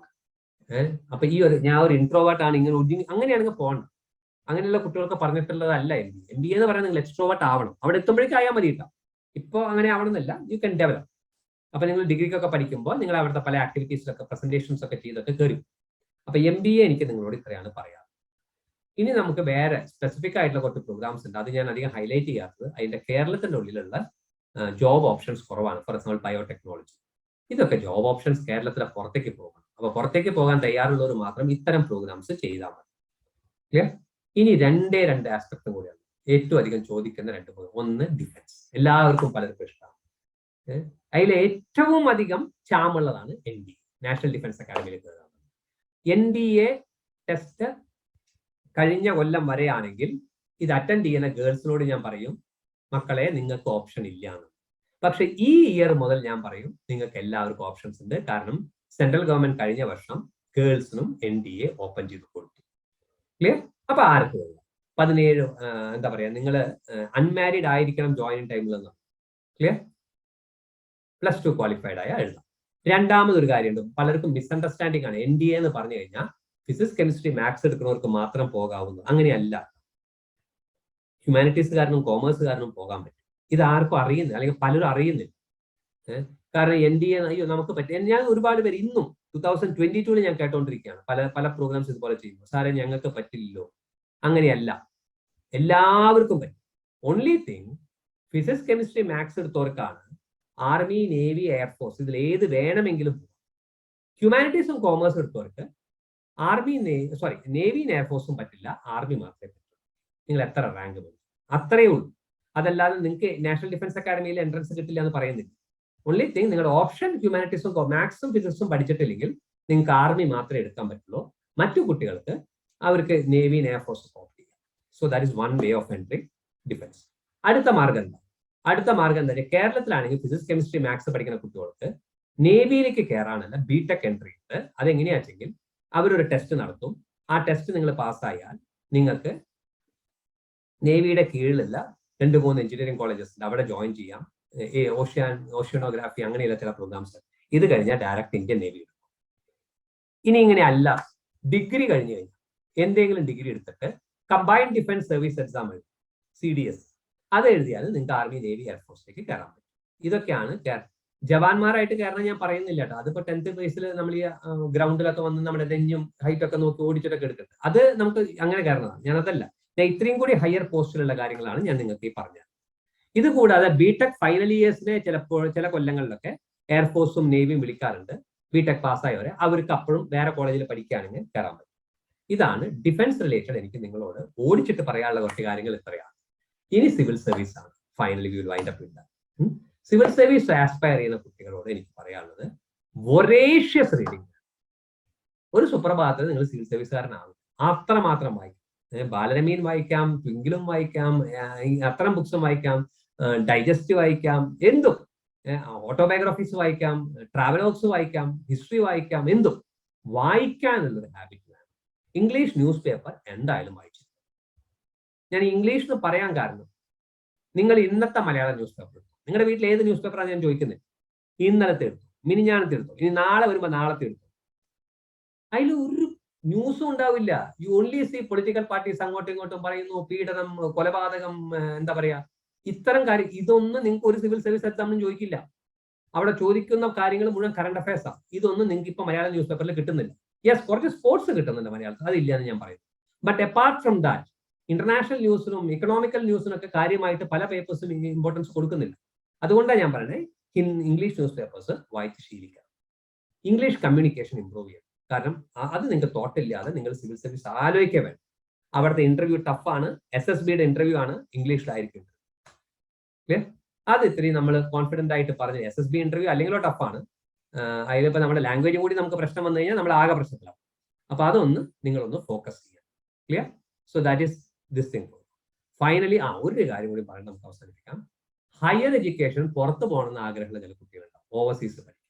ആ കുട്ടികളോട് എനിക്ക് പറയാനുള്ളത്, പേരൻസിന് ഇഷ്ടാവും ഞാൻ പറയുന്നത് ചിലപ്പോൾ, പക്ഷെ കുട്ടികൾക്ക് ഇഷ്ടാവില്ല. ഒന്നാമത്തെ കാര്യം, എന്റെ പേഴ്സണൽ ഒപ്പീനിയനിൽ ഡിഗ്രിക്ക് പോകരുതെന്ന് ഞാൻ പറയുന്നു, PGക്ക് പോകാനും ഞാൻ പറയുന്നു. എന്റെ പേഴ്സണൽ ഒപ്പീനിയൻ. കുട്ടികളെ നമ്മുടെ ഇവിടെ പഠിക്കാനുണ്ട് +2 വരെ. ഇപ്പോൾ നമ്മുടെ CBSE ICSE എന്നല്ല, ഇന്റർനാഷണൽ ബാക്കലോറേറ്റ് ഒക്കെ പഠിച്ച് ആ സിലബസ് പഠിച്ച് ഫോറിൻ രാജ്യങ്ങളിൽ പഠിക്കുന്ന കുട്ടിയാണെങ്കിൽ നിങ്ങൾ ഡയറക്റ്റ് പോകും. ഇനി +2 വരെ വേറെ രാജ്യങ്ങളിൽ പഠിച്ചു, വേറെ നല്ല സിലബസ് ആണെങ്കിൽ നിങ്ങൾ പോകും. ഇവിടെയാണ് പഠിക്കുന്നതെങ്കിൽ ഐ വുഡ് സജസ്റ്റ് ഡിഗ്രി ഇവിടെ ചെയ്തിട്ട് ഏതായിക്കോട്ടെ, ബിടെക് ആവാം, BA ആവാം, ഏതായിക്കോട്ടെ, PGക്ക് പോകാം. കാരണം അല്ലെങ്കിൽ നിങ്ങൾക്ക് അവിടെ പോകുമ്പോൾ ഭാഷ ഒരു പ്രശ്നം വരും. നിങ്ങളുടെ മെച്യൂരിറ്റി ലെവലും ആ കുട്ടികളുടെ മെച്യൂരിറ്റി ലെവലും ഡിഫറെന്റ് ആണ്. നമ്മുടെ കുട്ടികൾ 17 വയസ്സിൽ ഇമ്മച്യൂർഡ് ആണ് ജനറലി എല്ലാവരും എന്ന് പറയുന്നത്. ഈ കുട്ടികൾ അവിടെ പോകുമ്പോൾ വേറെ പല ഡീവിയേഷൻസ് മൈൻഡിൽ വരാനും പഠിത്തം ഒഴികെ ബാക്കി പലതിൽ കോൺസെൻട്രേറ്റ് ചെയ്യാൻ സാധ്യതകൾ കൂടുതലാണ്. അതുകൊണ്ടാണ്, അല്ലാണ്ട് വേറെ ഇഷ്യൂസ്. ചില രാജ്യങ്ങളിൽ മുമ്പ് നിങ്ങൾ 6 മാസം അവിടുത്തെ ഭാഷയാണ് പഠിക്കുന്നത്. അപ്പോൾ അതിനും നല്ലത് നമ്മൾ ഡിഗ്രി ഇവിടെ പഠിച്ച് PG പുറത്തു പോകാൻ നോക്കുമ്പോൾ 2 ഗുണം. ഒന്ന്, നിങ്ങൾക്ക് ഈ പറഞ്ഞ പ്രോബ്ലംസ് ഒന്നും ഉണ്ടാവില്ല. 2, നിങ്ങൾ ഈ ഡിഗ്രി പഠിക്കുമ്പോൾ തന്നെ ഈ പറഞ്ഞ പല കോളേജുകളിലും ഇന്ത്യ ആയിട്ടല്ല, നിങ്ങൾ അറിഞ്ഞിരിക്കണം. ഇപ്പൊ നമ്മുടെ മിനിസ്റ്റേഴ്സ് ഒക്കെ പോകുമ്പോൾ, പ്രൈം മിനിസ്റ്റർ പോകുമ്പോൾ HRD മിനിസ്ട്രിയുടെ കുറെ ആൾക്കാർ, നമ്മൾ ഇപ്പോഴും ഈ ഡിഫൻസ് ആയിട്ടുള്ള ബന്ധമാണ്. ഇന്ന് ഇന്ത്യയും അമേരിക്കയും തമ്മിൽ കരാർ ഒപ്പിച്ചു, റാഫേൽ വരുന്നു, റഷ്യൻ ടാങ്ക്സ് വരുന്നു, ഇതൊക്കെ അറിയുന്നുള്ളൂ. മിലിറ്ററി മാത്രമല്ല കോപ്പറേഷൻ ഉള്ളത്. കോപ്പറേഷൻ പല കാര്യങ്ങളും. ഇപ്പൊ ലേറ്റസ്റ്റ് ഇപ്പോൾ ഓസ്ട്രേലിയ ആയിട്ട് അഗ്രികൾച്ചർ മേഖലയിൽ ഞാനൊക്കെ ഒരു എഗ്രിമെന്റ് ആയിട്ടുണ്ട്. ഞാൻ അതല്ല, അത് നമുക്ക് അവിടെ നിർത്താം. ഇപ്പൊ നമ്മുടെ സബ്ജക്ട് അതല്ല. എഡ്യൂക്കേഷൻ വൈസ് പല രാജ്യങ്ങളായിട്ടും പല ട്രീറ്റീസ് സൈൻ ചെയ്യുന്നത്. എന്ന് വെച്ചാൽ ഒരു രാജ്യത്ത് ഇന്ത്യൻ കുട്ടികളെ PGക്ക് ഒരു 10 പേർക്ക് എഞ്ചിനീയറിംഗിന് സീറ്റ്, അല്ലെങ്കിൽ 15 പേർക്ക് ആ രാജ്യത്തുള്ള കുട്ടികളെ നമ്മുടെ നാട്ടിലെ യൂണിവേഴ്സിറ്റീസ് കൊടുക്കും. ഇങ്ങനെ ഒരു എഗ്രിമെന്റ് ഉണ്ടാവും. ഈ എഗ്രിമെന്റ് പ്രകാരം പല രാജ്യങ്ങളിലും നമ്മുടെ കുട്ടികൾക്ക് അവിടെ പോയിട്ട് പഠിക്കാനുള്ള ഓപ്ഷൻസ് ഉണ്ട് വിത്ത് സ്കോളർഷിപ്പ്. മനസ്സിലായി? അപ്പൊ ഫീസ് കുറവാണ്, വിത്ത് സ്കോളർഷിപ്പ് ആണ്. അപ്പൊ ഏതൊക്കെ രാജ്യമാണെന്നൊക്കെ ഉണ്ട്, നിങ്ങൾ ഗൂഗിൾ ചെയ്ത് നോക്കുക. അത് എന്നോട് വിളിച്ച് ചോദിക്കണ്ട, എനിക്ക് എല്ലാം ചെക്ക് ചെയ്യാനുള്ള സമയമില്ല. നിങ്ങൾ നോക്കുക, നിങ്ങളൊക്കെ അത്രയെങ്കിലും ചെയ്യൂ, ഗൂഗിൾ ചെയ്ത് നോക്കുക. അപ്പൊ നമുക്കറിയാം അപ്പൊ ഏതൊക്കെ കോളേജാണ് നമുക്കറിയാം. നമ്മൾ ഉദ്ദേശിക്കുന്ന കോഴ്സ് തന്നെയാണോ, ഞാൻ BTech പഠിക്കും, BTech ആണോ അവിടെ, അല്ലെങ്കിൽ ഞാൻ ആർട്സാ പഠിക്കുന്നത്, ആർട്സ് ആണോ അവിടെ. ആ കോളേജിൽ ഇതൊക്കെ നോക്കാൻ ഡീനുമാരോ പ്രൊഫസർമാരോ ഉണ്ട്. അവരായിട്ട് നിങ്ങൾ ഫ്രീക്വന്റ് ആയിട്ട് മെയിലിങ്സ് ചെയ്യുകയാണെങ്കിൽ നിങ്ങൾക്ക് PGക്ക് വിത്ത് സ്കോളർഷിപ്പ്, എന്ന് വെച്ചാൽ ലോണൊന്നും എടുക്കാതെ തന്നെ അവിടെ പോയി പഠിക്കാനുള്ള ഓപ്ഷൻ ഉണ്ട്. ഇത് ഡിഗ്രി കഴിഞ്ഞാൽ മാത്രമേ ഉള്ളൂ. +2 കഴിഞ്ഞാലുള്ളത് ഇങ്ങനത്തെ ഓപ്ഷൻസ് കുറവാണ്. അതും ഒരു പ്രശ്നമാണ്. ആ 2 കാരണം കൊണ്ടാണ് ഞാൻ ഇങ്ങനെയും കൂടി പറഞ്ഞത്. I think we can wind up. Okay, wind up ചെയ്യുന്നതിന് മുമ്പ് ഞാൻ ഒരു കാര്യം കൂടി പറയാം. ഞാൻ കുട്ടികളോട് പറഞ്ഞു, ലുക്ക്, ഇന്ന് ഇപ്പോൾ ഞാൻ പ്രോഗ്രാം ചെയ്തു. കഴിഞ്ഞ 2 മാസത്തിനുള്ളിൽ ഞാൻ വിദേശ രാജ്യങ്ങളിൽ പലയിടത്തും ഞാൻ പോയിട്ടല്ല, UAE, ബഹ്റൈൻ, കുവൈറ്റ്, ഇവിടെയൊക്കെ പ്രോഗ്രാംസ്, ഹോസൂർ, അങ്ങനെയുള്ള തമിഴ്നാട്ടിലുള്ള പല സ്ഥലത്തിലൊക്കെ. അവിടെയൊന്നും കേരളത്തിലുള്ള വേറെ ആൾക്കാരെ വിളിക്കാതെ എന്തുകൊണ്ട് എന്നെ വിളിച്ചു എന്ന് ചോദിച്ചു കഴിഞ്ഞാൽ കുട്ടികൾ മനസ്സിലാക്കേണ്ടത്, പലർക്കും ഇപ്പോൾ തമിഴ്നാട്ടിലാണെങ്കിലും ആന്ധ്രയിലാണെങ്കിലും മഹാരാഷ്ട്രയിലാണെങ്കിലും you need to communicate in English. കഴിഞ്ഞ വർഷം NEP 2020 കുറിച്ചിട്ടുള്ള ഒരു 3 നാഷണൽ സെമിനാർസിൽ ഓർഗനൈസ്ഡ് ബൈ 2-3 ഓൺലൈൻ പ്ലാറ്റ്ഫോം, ഞാൻ കോളേജ് വിദ്യാഭ്യാസത്തെ കുറിച്ച് ക്ലാസ് എടുത്ത ഞാൻ സെമിനാർസിൽ 20 minutes 15 minutes പ്രസന്റേഷൻ ചെയ്തു. And participants were about 1000. പല ഭാഗത്തുള്ളത്. ഞങ്ങളുടെ പ്രോഗ്രാം അല്ല, എന്നെ ഇൻവൈറ്റ് ചെയ്തതാണ്. അപ്പൊ NEP 2020 പറഞ്ഞ ചേഞ്ചസിനെ കുറിച്ച് കോളേജ് വിദ്യാഭ്യാസം ആകെ അവർ ചെക്ക് ചെയ്തത് നമ്മളോട് ഒരു 5 മിനിറ്റ് ഇംഗ്ലീഷിൽ സംസാരിച്ചു പേഴ്സണലി. കാരണം വിളിച്ച് സംസാരിച്ചു. അവരെനിക്കറിയാം എന്താ നോക്കിയിരുന്നത്, whether you people are good in English. കാരണം അവിടെ അറ്റൻഡ് ചെയ്യുന്നവർ പലരും ആ ഭാഷ വെച്ചിട്ടാണ് നമ്മളെ അളക്കുക. നമ്മുടെ നോളജ് ഡെപ്ത് പോലും നോക്കില്ല. ചിലപ്പോൾ എനിക്ക് നല്ല അറിവുണ്ടാവും, പക്ഷെ എന്റെ ഇംഗ്ലീഷ് കമ്മ്യൂണിക്കേഷൻ മോശമാണെങ്കിൽ അവിടെയുള്ള വിലയിരുത്ത ഇവനെയാണോ കിട്ടിയത്. മനസ്സിലായില്ലേ? അപ്പൊ ഇവർക്ക് ചീത്തപ്പേരാണ് കൊണ്ടുവരുന്നത്. അപ്പോ ഞാനിവിടെ പറഞ്ഞു വരുന്നത്, നമ്മൾ ഇന്ന് ജീവിക്കുന്ന ഒരു സമൂഹത്തില് ഗവൺമെന്റ് ജോലി ഒഴികെ എല്ലാവർക്കും ഗവൺമെന്റ് ജോലി കിട്ടണമെന്നില്ല. നിങ്ങൾ വേറെ ഏത് പ്രൈവറ്റ് എന്റർപ്രൈസിൽ കയറാനും വേറെ എന്ത് ജോലിയിലേക്ക് പോകാനും ഇംഗ്ലീഷ് കമ്മ്യൂണിക്കേഷൻ അനിവാര്യം. At least oral communication. റിട്ടൺ വേണമില്ല എന്ന് ഞാൻ പറയില്ല, ബട്ട് അറ്റ്ലീസ്റ്റ് ഓറൽ കമ്മ്യൂണിക്കേഷൻ അനിവാര്യമാണ്. ഒരു ഇന്റർവ്യൂവിനെങ്കിലും ഒരു പ്രസന്റേഷൻ ചെയ്യാനെങ്കിലും യു നീഡ് ടു. ഇനി അത് കഴിഞ്ഞിട്ട് ആ കമ്പനിയിൽ ചെല്ലുമ്പോൾ ഇംഗ്ലീഷ് പറഞ്ഞില്ലെങ്കിലും കുഴപ്പമില്ല, പക്ഷേ ഇന്റർവ്യൂവിൽ അവർ ഇംഗ്ലീഷിലാണ് ചോദിക്കുള്ളൂ. അവിടെ ഒരു പ്രശ്നമാണ്. അത് ഒരു ഡിഗ്രിക്ക് ജോയിൻ ചെയ്ത ഉടനെ അല്ലെങ്കിൽ PGക്ക് ജോയിൻ ചെയ്തിട്ട് പഠിക്കാൻ നോക്കിയാലോ പറ്റില്ല. കാരണം നിങ്ങൾക്ക് വേറെ കുറെ കാര്യങ്ങൾ പഠിക്കാനുണ്ട്. അതിന്റെ ഒപ്പം ഇത് അത്ര എളുപ്പമല്ല. അപ്പൊ നിങ്ങൾ എനിക്ക് പറയാനുള്ളത്, read English news papers and improve your spoken English. അതിനിപ്പോ നമ്മുടെ ജിൻസാരെ പോലെയുള്ളവരും അല്ലെങ്കിൽ അങ്ങനെയുള്ള വ്യക്തികളുണ്ട്. ഇപ്പൊ പണ്ട് കാലത്ത് അതും ഇല്ല. ഞാൻ ഇത് നിങ്ങളോട് പറയാം, നിങ്ങൾ നിങ്ങളുടെ പാരന്റ്സിനോട് ചോദിച്ചു നോക്കൂ. നമ്മൾ ഈ IELTS കേൾക്കാൻ തന്നെ ടൗൺസിലൊക്കെ വരുമ്പോഴാണ്, അല്ലെങ്കിൽ സ്പോക്കൺ ഇംഗ്ലീഷിൽ കാണുന്ന ടൗൺസിൽ ഞങ്ങളുടെ ഒന്നും ഭാഗത്തില്ല. I live in a place called Kalathol, which is 4.5 kilometers from Thrissur. ഞാൻ എൻ്റെ 8th സ്റ്റാൻഡേർഡ് വരെ ചെന്നൈയിലായിരുന്നു. പക്ഷെ അവിടെ പോലും ഞാൻ ഈ സ്പോക്കൺ ഇംഗ്ലീഷിലുള്ള ഒരു സംഭവം നോക്കിയിട്ടില്ല. Yes, I was fortunate enough to study that till 8th, because അതുകൊണ്ട് ആ ഒരു സ്കൂളിംഗ് എഡ്യൂക്കേഷൻ്റെ ഇംഗ്ലീഷ് ഞങ്ങൾക്ക് കിട്ടിയിട്ടുണ്ട്. ബട്ട് അങ്ങനെയല്ല, അതിൻ്റെ ഒരു ഗുണം ഇപ്പം ഉണ്ട്. പക്ഷെ നമ്മുടെ നാട്ടിൽ ഇപ്പോഴും ഞാൻ ഇഷ്യൂ കാണുന്നുണ്ട്. ഈവൻ MA ഇംഗ്ലീഷ് എടുത്ത കുട്ടിയെ ഇന്റർവ്യൂ ചെയ്യുമ്പോൾ അവൻ ഇംഗ്ലീഷിൽ കമ്മ്യൂണിക്കേറ്റ് ചെയ്യാൻ ബുദ്ധിമുട്ടുകൾ. അപ്പൊ ഇത് അറ്റൻഡ് ചെയ്യുന്ന കുട്ടികളോട് എനിക്ക് പറയാനുള്ളത്, if your dreams are good, if your dreams R high, and if you dream for a good career, believe me, learn as many languages as possible. As many languages. അതിൽ prioritise ചെയ്യേണ്ടത് English തന്നെയാണ്. Second, if you ask me, ഇന്ത്യയുടെ ഉള്ളിലാണെങ്കിൽ ഹിന്ദിയാണ്. കാരണം English Hindi അറിഞ്ഞാൽ നിങ്ങൾക്ക് ഇന്ത്യയുടെ ഉള്ളിൽ എവിടെ ജോലിക്ക് പോയാലും അഡ്ജസ്റ്റ് ചെയ്യാൻ പറ്റും. ലോക്കൽ ലാംഗ്വേജ് നമുക്ക് പിന്നെ പഠിച്ചെടുക്കാം. ഇത് രണ്ടും ഉണ്ടെങ്കിൽ ഒഫീഷ്യൽ കാര്യങ്ങൾ നമുക്ക് മാനേജ് ചെയ്യാൻ പറ്റും. ക്ലിയർ? സോ ഇത്രയും പറഞ്ഞുകൊണ്ട് I would like to say sincere thanks to mister Jins, എന്നെ ഇൻവൈറ്റ് ചെയ്ത ഈ ഒരു പ്രോഗ്രാമിന്. A sincere thanks to each and every participant, because നിങ്ങൾ അവിടെ ഇരുന്ന് കേൾക്കുന്ന കാരണം ഈ പ്രോഗ്രാം ചെയ്യാം. നിങ്ങൾ ആരും അവിടെ ഇല്ലെങ്കിൽ ഞാൻ ഇത് ഓൺ ചെയ്ത് വെച്ചിരുന്നാൽ എന്നെ വേറെ പേര് ആൾക്കാർ വിളിക്കും. So since you people were there, we were able to do this wonderful program. It was a wonderful time for me. I really enjoyed this. Hope the session was useful to you, all of you. Thank you very much. Good night. Wishing you all a very successful career. Hi, sir. It's a sincere thanks from the sides of my English coach. That this is the first thing that we have conducted regarding by outsourcing person. So it was really it was useful, and I believe that everyone here in the group has enjoyed. And since their dreams are big and good, that's why I hope that they are here, right? അവരിവിടെ വന്നതിന് തന്നെ കാരണം അവരുടെ dream എല്ലാം big ആണെന്നും നല്ലതാണെന്ന് ഞാൻ വിശ്വസിക്കുന്നു. അതുകൊണ്ട് എല്ലാവരും നിങ്ങളുടെ ഡ്രീമിൽ എത്തിപ്പെടാൻ വേണ്ടിയിട്ട് സാറ് പറഞ്ഞതുപോലെ ഇംപ്രൂവ് ചെയ്യുക. ഏത് ലാംഗ്വേജ് ആണെങ്കിലും, അത് ഇംഗ്ലീഷ് മാത്രമല്ല, പഠിക്കാവുന്നിടത്തോളം ലാംഗ്വേജുകൾ പഠിച്ചെടുക്കുക. അതോടൊപ്പം തന്നെ ഇംഗ്ലീഷിന്റെ എന്ത് സഹായം വേണമെങ്കിലും ഇംഗ്ലീഷ് കോച്ച് നിങ്ങൾക്ക് സമീപിക്കാവുന്നതാണ്. അപ്പം അവസാനമായിട്ട് രാജേഷ് സാറിന് big salute. Thank you and good night. See you another occasion. Okay, good night. ഇവിടെ പങ്കെടുത്ത എല്ലാവർക്കും ഇംഗ്ലീഷ് കോച്ചിന്റെ ഭാഗത്തു നിന്നും അതുപോലെ തന്നെ രാജേഷ് സാറിന്റെ ഭാഗത്തു നിന്നും എല്ലാവർക്കും ഒരു good night and see you next time.